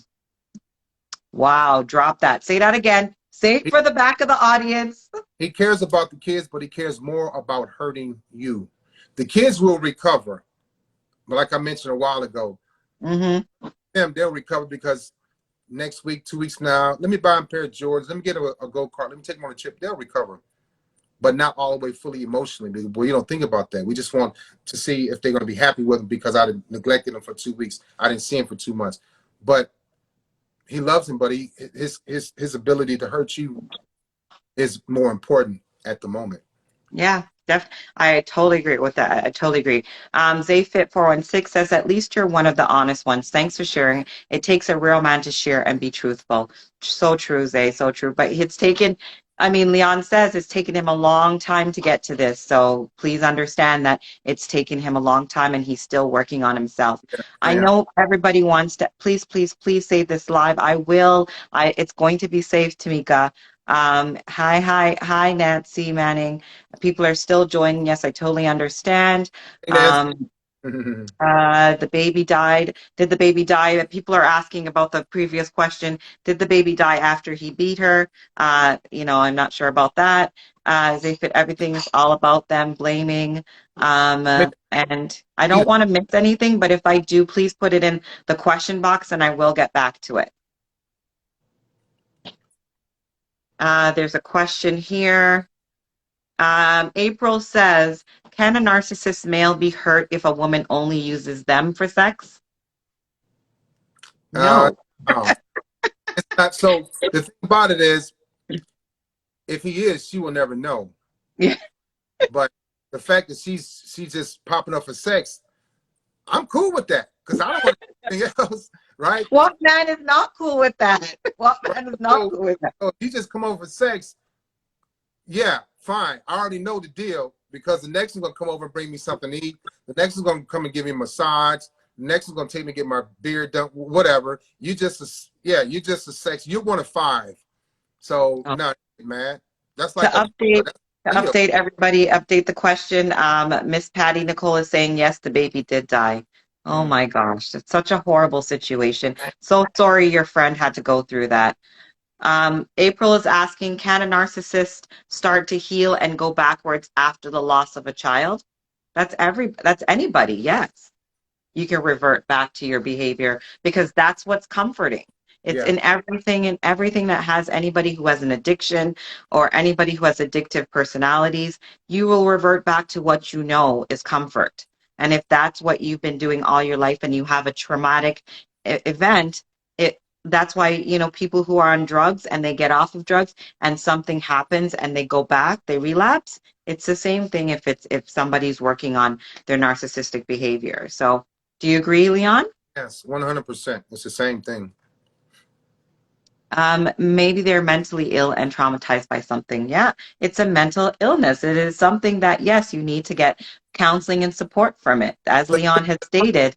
Here, you know what my medical record says, and I was telling Nancy's a great friend of mine. She's still on here, maybe, but Hi, you know, Nancy. Thanks for joining. you know what my medical record says. I had to laugh at this too because it was now in like after my therapy and I have all this clarity and awareness. Yeah. I finally looked at my medical record and it says it says therapy is indefinite. So you always have to be in therapy. Yeah. So this is therapy for me. I like answering questions. I like doing lives. I like doing videos. My therapy is in depth. I can go back and check back in now if I wanted to, and they'll see how I'm doing. But I'm good, So, but my So therapy are you ongoing, like on and off? Sometimes you're good. back in a while, I feel pretty good. And since last year, since I started talking about it, I opened up even more. I feel even better. But when I looked at my medical record, and I was like, "Oh, I didn't even know that." Because everything when you're in therapy, they Yeah. type everything up as you walk in that door. Yeah. Because she was like, "I'm reading my medical." She said, "You come here smelling like smoke and alcohol. You got." Let me tell you something. One problem that I have. This is like one of the small thing, but I have these things, the stoppers, these Starbucks stoppers, right? Yeah.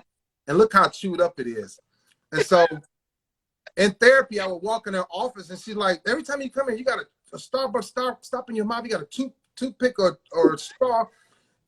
Can you stop doing that, Mr. Walker? And I was like, she said, why? I'm like, I don't know. I like children. She said, you have oral fixation problem. Did something happen to you as a kid? And I told her. She wasn't that mean, but we Mm-hmm. started.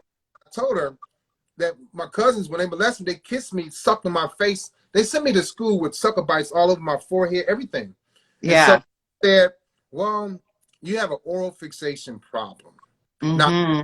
that I'm working on with my life, I haven't fixed this yet.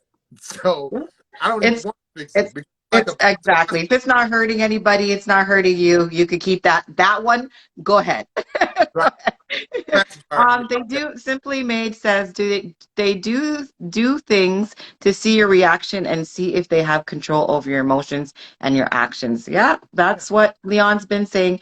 My mom says you have to have him back. Great topic. Thanks, Mom. I will. I definitely will have him back. This is a wonderful discussion. There's a question in the question box. Judy says, "Is your book out yet?" Yes, he has a book, and I So will link that as well. the book, my first book is called Broken. It's about my childhood, Mm-hmm. ages 5 to 17. My second book is called Love, um, Love Ship. It's about relationships. Now, Mm-hmm. brought that up. Now there's a third book that I have. It's a 43-page ebook Mm-hmm. on on Amazon. Just look up Leon R.Walker Jr. It's a 43-page ebook that I put out. It's a training guide, keeping kids safe from porn. Okay. Okay, I like that one. Well, we have to have a discussion about that one. Okay. Now the fourth book, I want to do another show with you and everybody else to interview me. It's called The Seven Loveless Traits. You ever heard of the five love languages? Yeah, I do that. I do a workshop for kids, learning about their love languages. And so, So yeah, I know. I'm very familiar. so I want to, when we do another live, my book should be coming out in July, and I'm Okay. gonna do some giveaways. I'm gonna do Oh, everybody. nice. Yeah, everybody that interviewed me, it's about maybe 10, 15 people. I'm gonna do free book giveaways on when we do another interview, but it's Oh, called The great. Traits. It's the opposite of the love languages. Okay. Do you want to give us a little bit more? So it's called The Seven. Oh, hang on. I think I'm your internet, my internet. I'm not sure. How Can is you? it, everybody? Give me thumbs up. Can you hear us? Can you hear us? Is it my internet or yours? I don't know. Can you hear me? Okay, now I can. You were doing that, that Oh yeah. swirling thing. Okay. Okay. So you've heard about. So my book is called The Seven Loveless Traits. We talk about the love languages, but nobody talks about the opposite of the love language. So for instance, say for Hmm. instance, the love language is acts of service, right? Hmm. As a narcissistic man, my loveless language is acts of disservice. Okay. Okay? Communication, bad communication, no communication. Physical Hmm. untouched. I don't like to kiss you. I don't like to hug you. I don't like to cuddle. So I wrote a book last year and I've been editing it. It's ready to go. Send it to the publisher. So I'm trying to publish it in July 4th. So before that happens, I'll let you know. We can set something up in July and I'm gonna Yeah. do giveaways. Yeah. Yeah, love it, love it, love it. So yeah, let's get into a little bit more about the kids. The narcissistic parent will often abuse the normal parent role of guiding their children and being the primary decision making in the child's life. Becoming overly possessive and controlling. This possessiveness and excessiveness control disempowers the child. The parent sees the child simply as an extension of themselves. What to do if you're co-parenting with a narcissist? So these are what I got from the internet. You let me know if you want to add anything else. Okay. Accept it. Like you said, no. You say no. So they say accept that you have a narcissist as a co-parent. Set boundaries. You said that to set your boundaries and keep them. Make a parenting plan. You said that as well. If it's with the courts or even if it's like you and your ex-wife, you guys look like you did it between just you guys. If you could do it that way and you're doing really well, then you can do it that way. Limit communication. Yeah. Um, Stay calm when dealing with them, yeah. and have perspective. Yeah. Yeah, Yeah. those are all good points. And Yeah. it says what not to do. And let me know if you want to add anything to that as well. Don't argue. Mm-hmm. Don't be afraid of them. Mm-hmm. Don't try to control everything. and don't use your child or children. Anything else you want to add as the don'ts? Yeah, don't let them run you over, which is part of control. Don't Mm-hmm. not do not fear them, because the moment they see that you fear them, they're going to do what they want to do and just take control. A lot of women are, and men, some men are fearful of women, Yeah. but don't ever fear them, and you got to stand up to them and keep your word, you know. Yeah, yeah, definitely. Definitely. Is there any, I know people want to know, and I wanted to leave this question for like when we're almost wrapping up. Oh my goodness, we've already gone to almost 2 hours. Thanks a lot, everybody, for sticking in. This is my highest number. So thank you, Leon. Welcome anytime.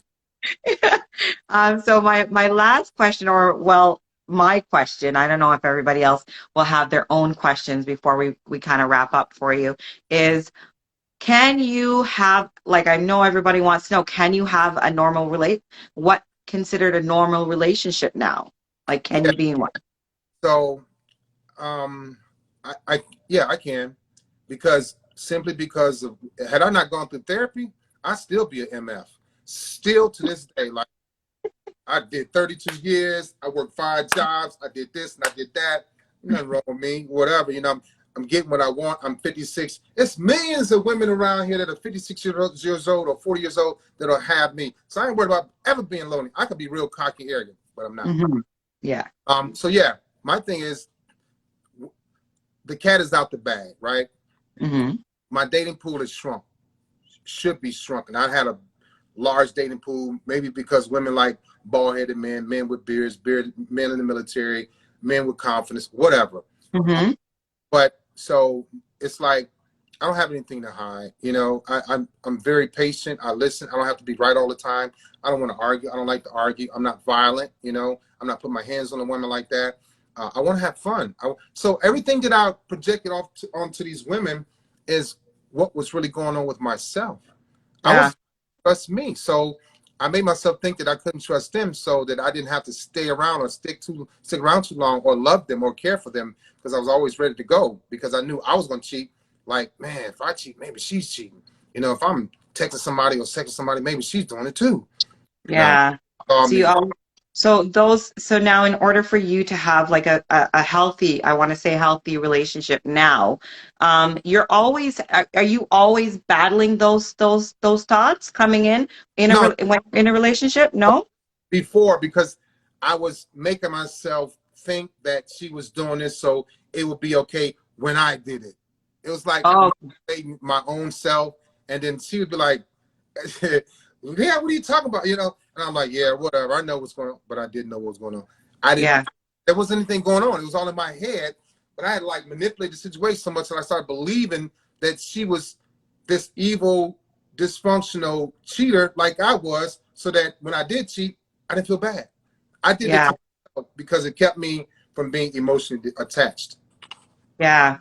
Okay. So you are, because you're doing the work and because you're feeling more healthy mind, body, and soul and spirit, you don't have those No, urges to go back to that type of behavior. I was think that's what and also there's another Miss Patty's asking, can we reach out to him for questions? Yes. mhm. And I will put it in when I put up the video after today, after our live, I will put his tags under. I will tag him, of course, and I will leave the email that you can reach him at. And like he said, Leon says he doesn't charge. If you would like to ask him questions or you want to ask him any questions, please reach out to him. Feel free to reach out to him. Jewel says narcissistic people are insecure and have low self-worth. What should a woman do if she's in a relationship with a narcissist? We tackled that earlier, but I guess you're just joining. So Leon will answer it again. Go So, ahead. Paul, he might just be self-centered, arrogant, cocky. She don't know if he's a narcissist, but he has a Mhm. trait. He has to get diagnosed. I can't do that. You can't do that. But first of all, she needs to sit down and have a talk with him one-on-one, because those issues he have normally stem from his childhood. Okay, and if she's sticking with him while he's doing these same things and she's not doing anything about it or leaving, then he's gonna keep doing what he's doing because he thinks that it's okay. Like, Mhm. or she'll get over it, which I thought the same thing, and women always do get over it. I forgive you, Leon, and I go do something nice, or we make love, or I cook something, or give her a compliment, and it's all washed away in my mind. Although she's still feeling the effects of it, she's still there. So Yeah, she's got to want better for her, not just him. If he's not going to get better, he's going to continue doing what he's doing. But she's got right. to want better for her, more respect, more morals, more character integrity from him. But if he can't give her that, then she need to get it for herself. Definitely. And I want you guys, Leon's giving some, like I said, some free gems he's dropping, and he's being very vulnerable, very transparent, and very realistic. I want you guys to, the 52 people here, to go and follow Leon, go and, like and share when I repost this. Keep this conversation going. Leon, I'm going to talk to you on the side because maybe someone's asking, do you have a talk show? Maybe we need to make this as a continuous thing. You know what I mean?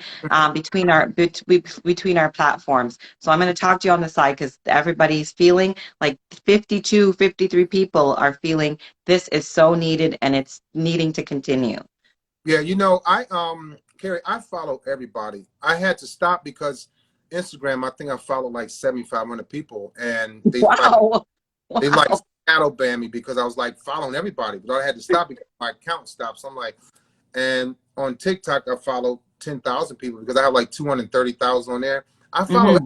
If you got one follower, I don't look for those. I follow people that follow me. I mean, because somebody could have something good to say. I can learn from anybody, so I don't look at your number. Yeah.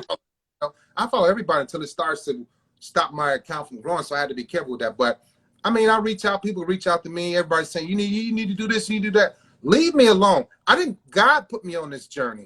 I never told Mhm. anybody about my personality disorder until last year. Okay. Yeah. I did a video. A lady recommended I do a video about this because we were talking about narcissism, and I'm like, all right. I didn't even know that it was trending. I didn't know it was a hot topic. I had no idea. I didn't Yeah. know.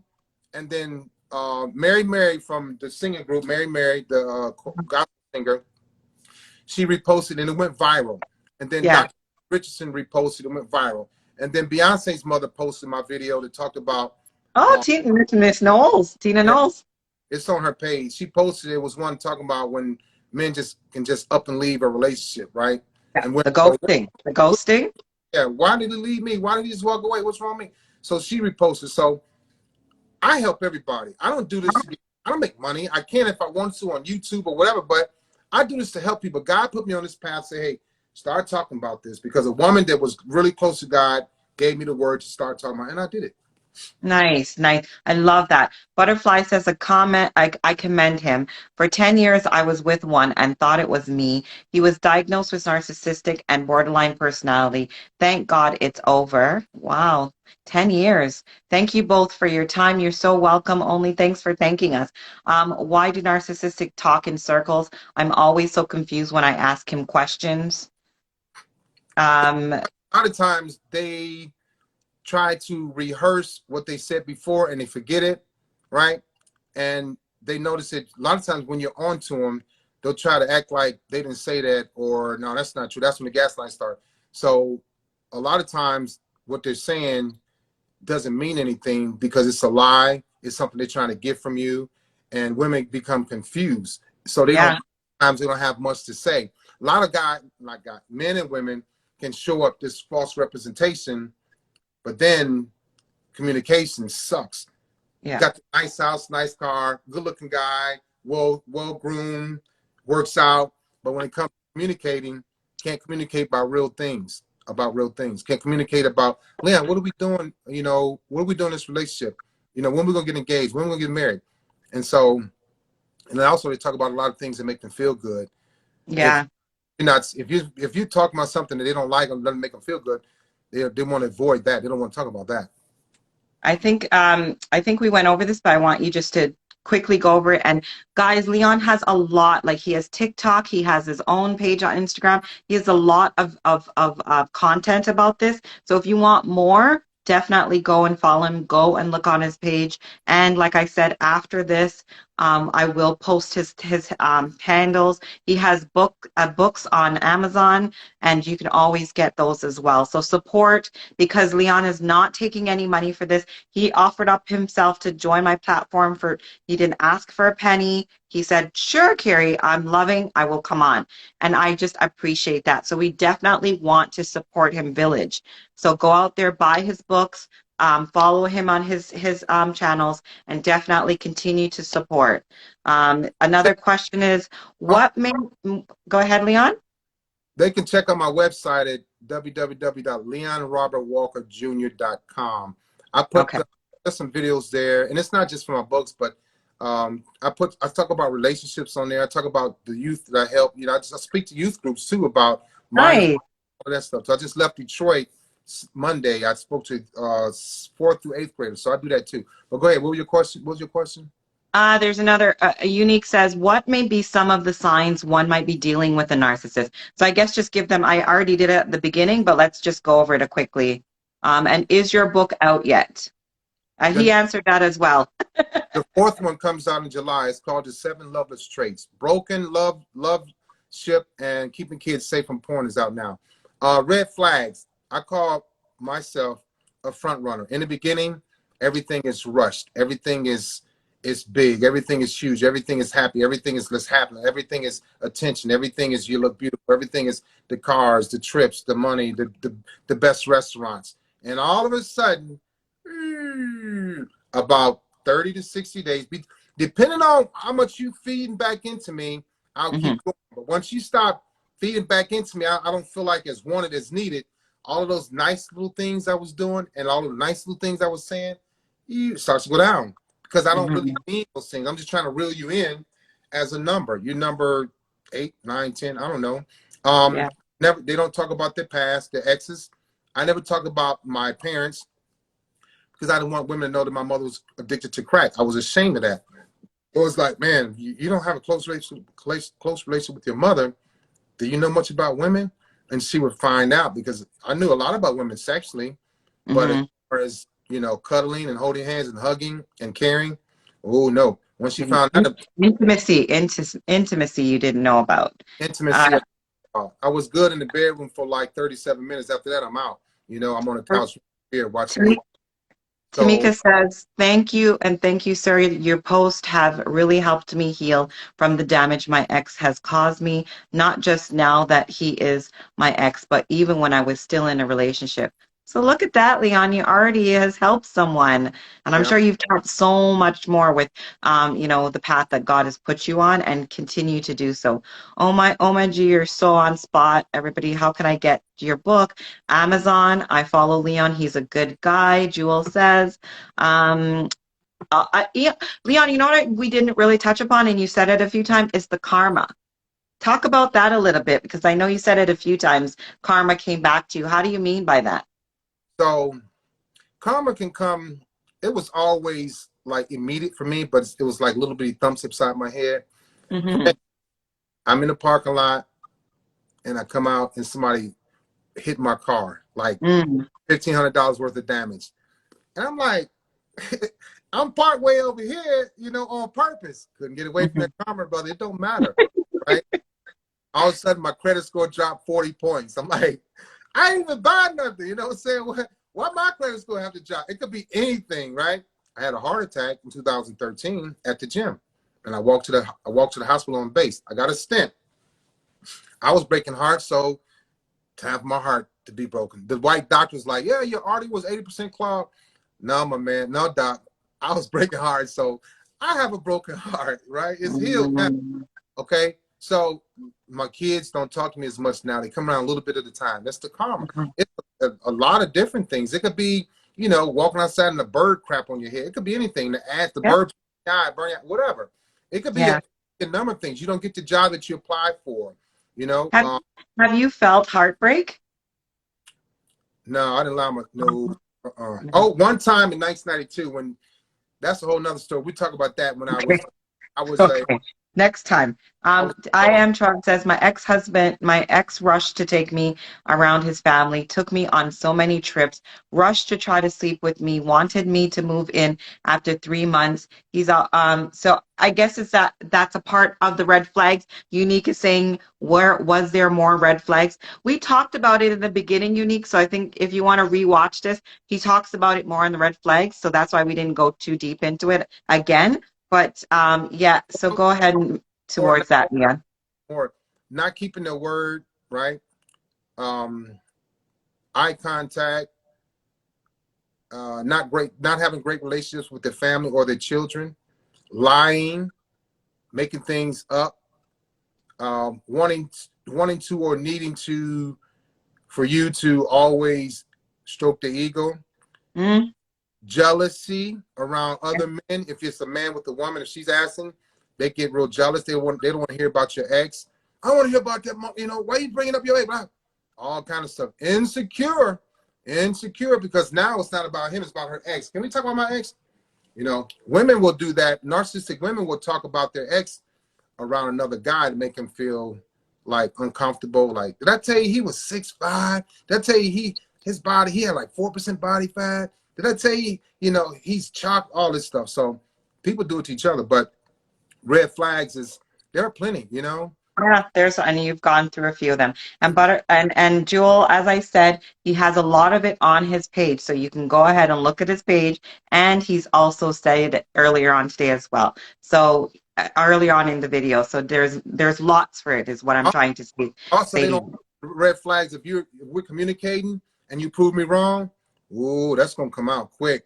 They get 15 and like then they try to turn it around and try to bring something up that you don't know about. So he'll feel better that because now you're wrong and I'm not wrong. Or I Yeah. answered part of your question, you couldn't even answer none of my questions, you know. Yeah. Yeah. And Vincent's asking, yes, Vincent, he is a former narcissist, as he stated in the beginning, and he has worked on himself, and he will always says, I'll let him speak for himself, but he's always said that he will always have those things, narcissistic behaviors, but he's working on it, and he has it under control. So in his talks right now, he's a healthy black male Yeah. Yeah. and healthy with his relationships. And But I think with your children too, you're working on that as well. yeah, it's not bad. It's just like a little distant, Yeah, like, hey, there, you know. But like I tell people, I will always have this personality disorder. Always. It's you know, it's not going anywhere, but I have to make exchange. I don't do drugs. I'm not violent. I listen. I'm patient. I understand. I, you know, take in consideration her, you know, before I make any decision like that. So, um, yeah, I'm not like a front runner, like trying to love bomb. I don't do it. No, I ain't. I don't have. When I was doing everything that I was doing, Kerry, I had the heart, I had the patience, I had the nerve. I don't have that stuff no more. I have to be yeah. taken out of my body, and I don't have that. I don't have that anymore. Yeah, and that's good because you're doing the work. So I thank you so much, Leon. We can keep going with this. I think people are so oh, it's nice to see a black man saying on here saying he's very proud of you, proud of your work, brother. Thank you. We really Thank appreciate other black men supporting, especially with these kinds of topics. Definitely the support is needed and wanted. He cheated as soon as I found out. I broke up with him and never went back.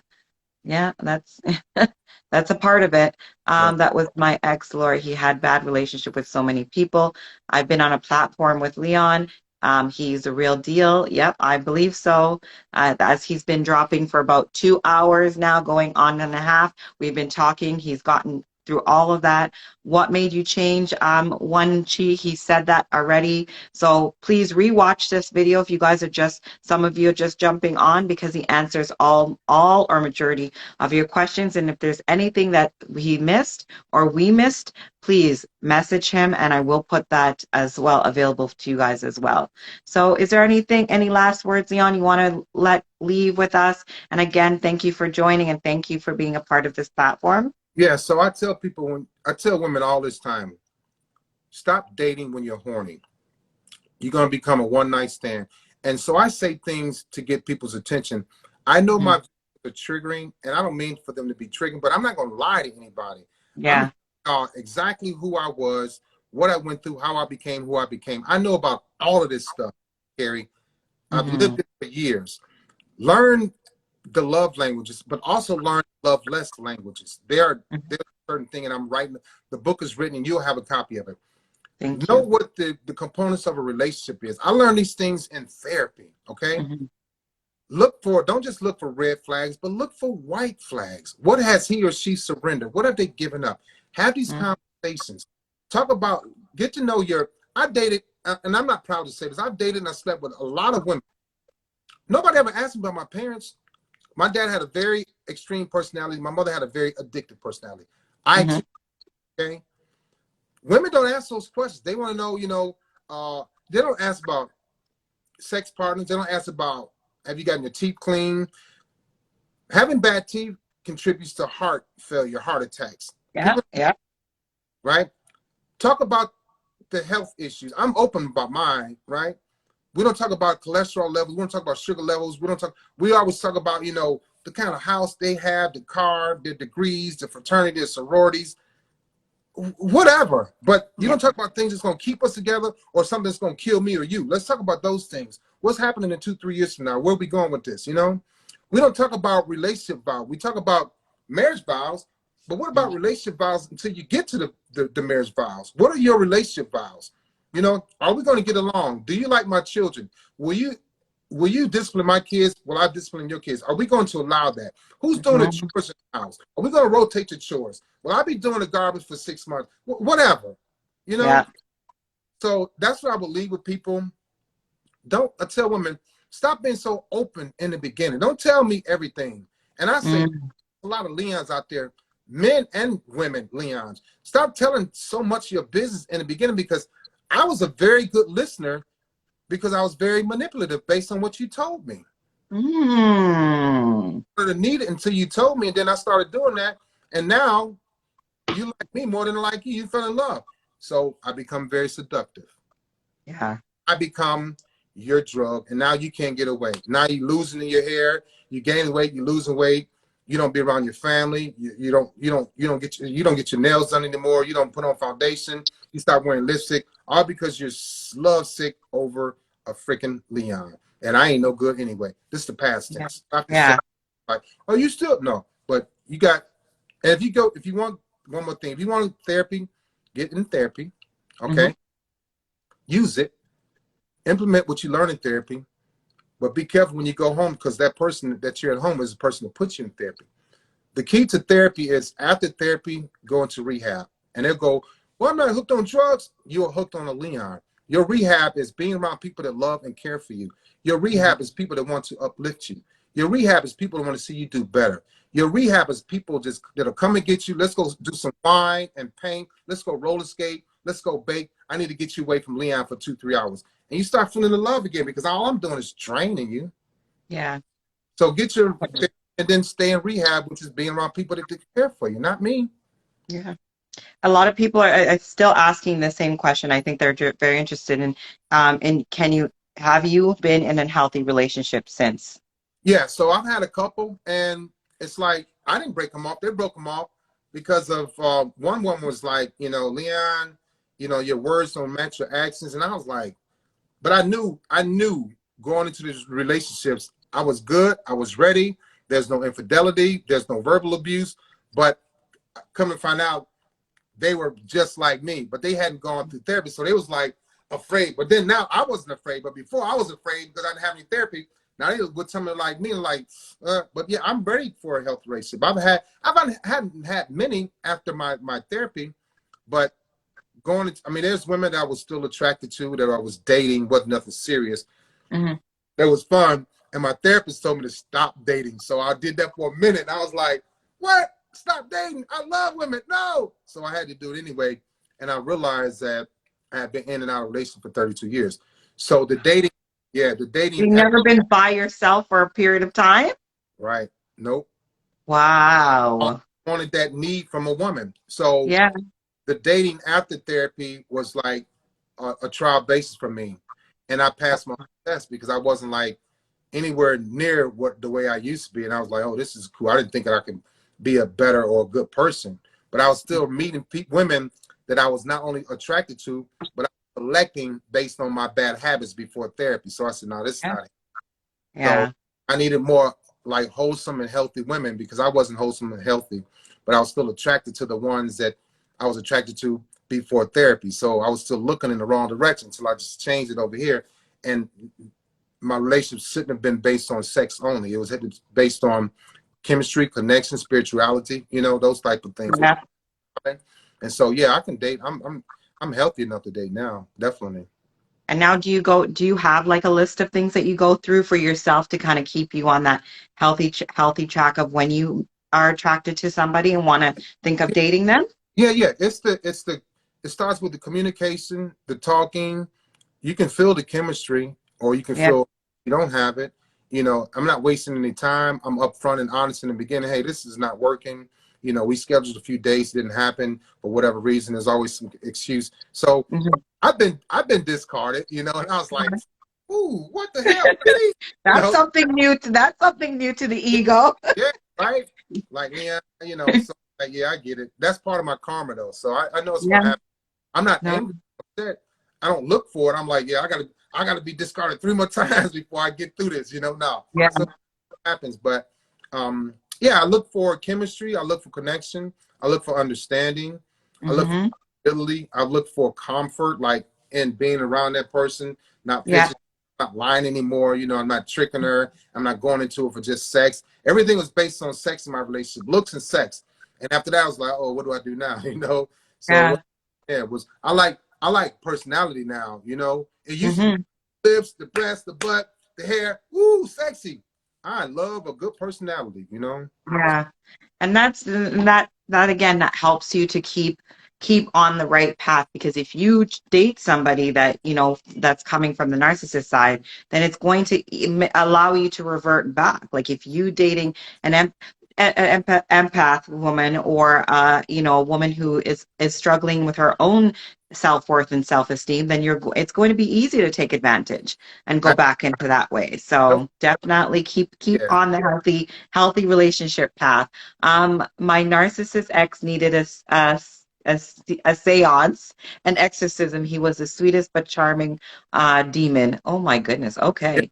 that Uh, sweet. And I lived that life for a long time too, and it felt good. I wasn't gonna give it yeah. up.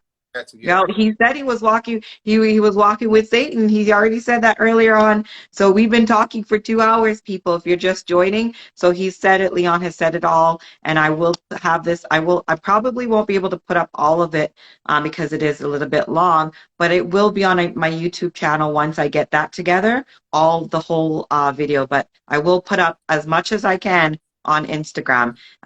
Again, Leon, thank you so much for joining. We can keep going. I'm going to link you again because I would love us to keep this conversation going on both platforms. So I will link you again to set up another date and time. Definitely when your book comes out in July, come back on, share it. And also if there's anything that you're going to be on a platform, share it with me so I could share it with my platform as well. I'm really wanting to support you and get this message out there. And if anybody is struggling with co-parenting with a narcissist, you may think that your child has traits of a narcissist because of a parent or because of you, and you're not sure what's going on, and because you're not able to label it with yourself, please reach out to Leon, reach out to myself. I also can help in that situation as well, and we can work on it. We want the best for our community. We want the next generation to do better than we did. So Yes, thank you again for joining, everybody. Leon, again, thank you. Please follow me and Leon if you want to know when we're going to be on together, when Leon's going to be on, what platforms he's going to be on, and also his platform. If you want to hear all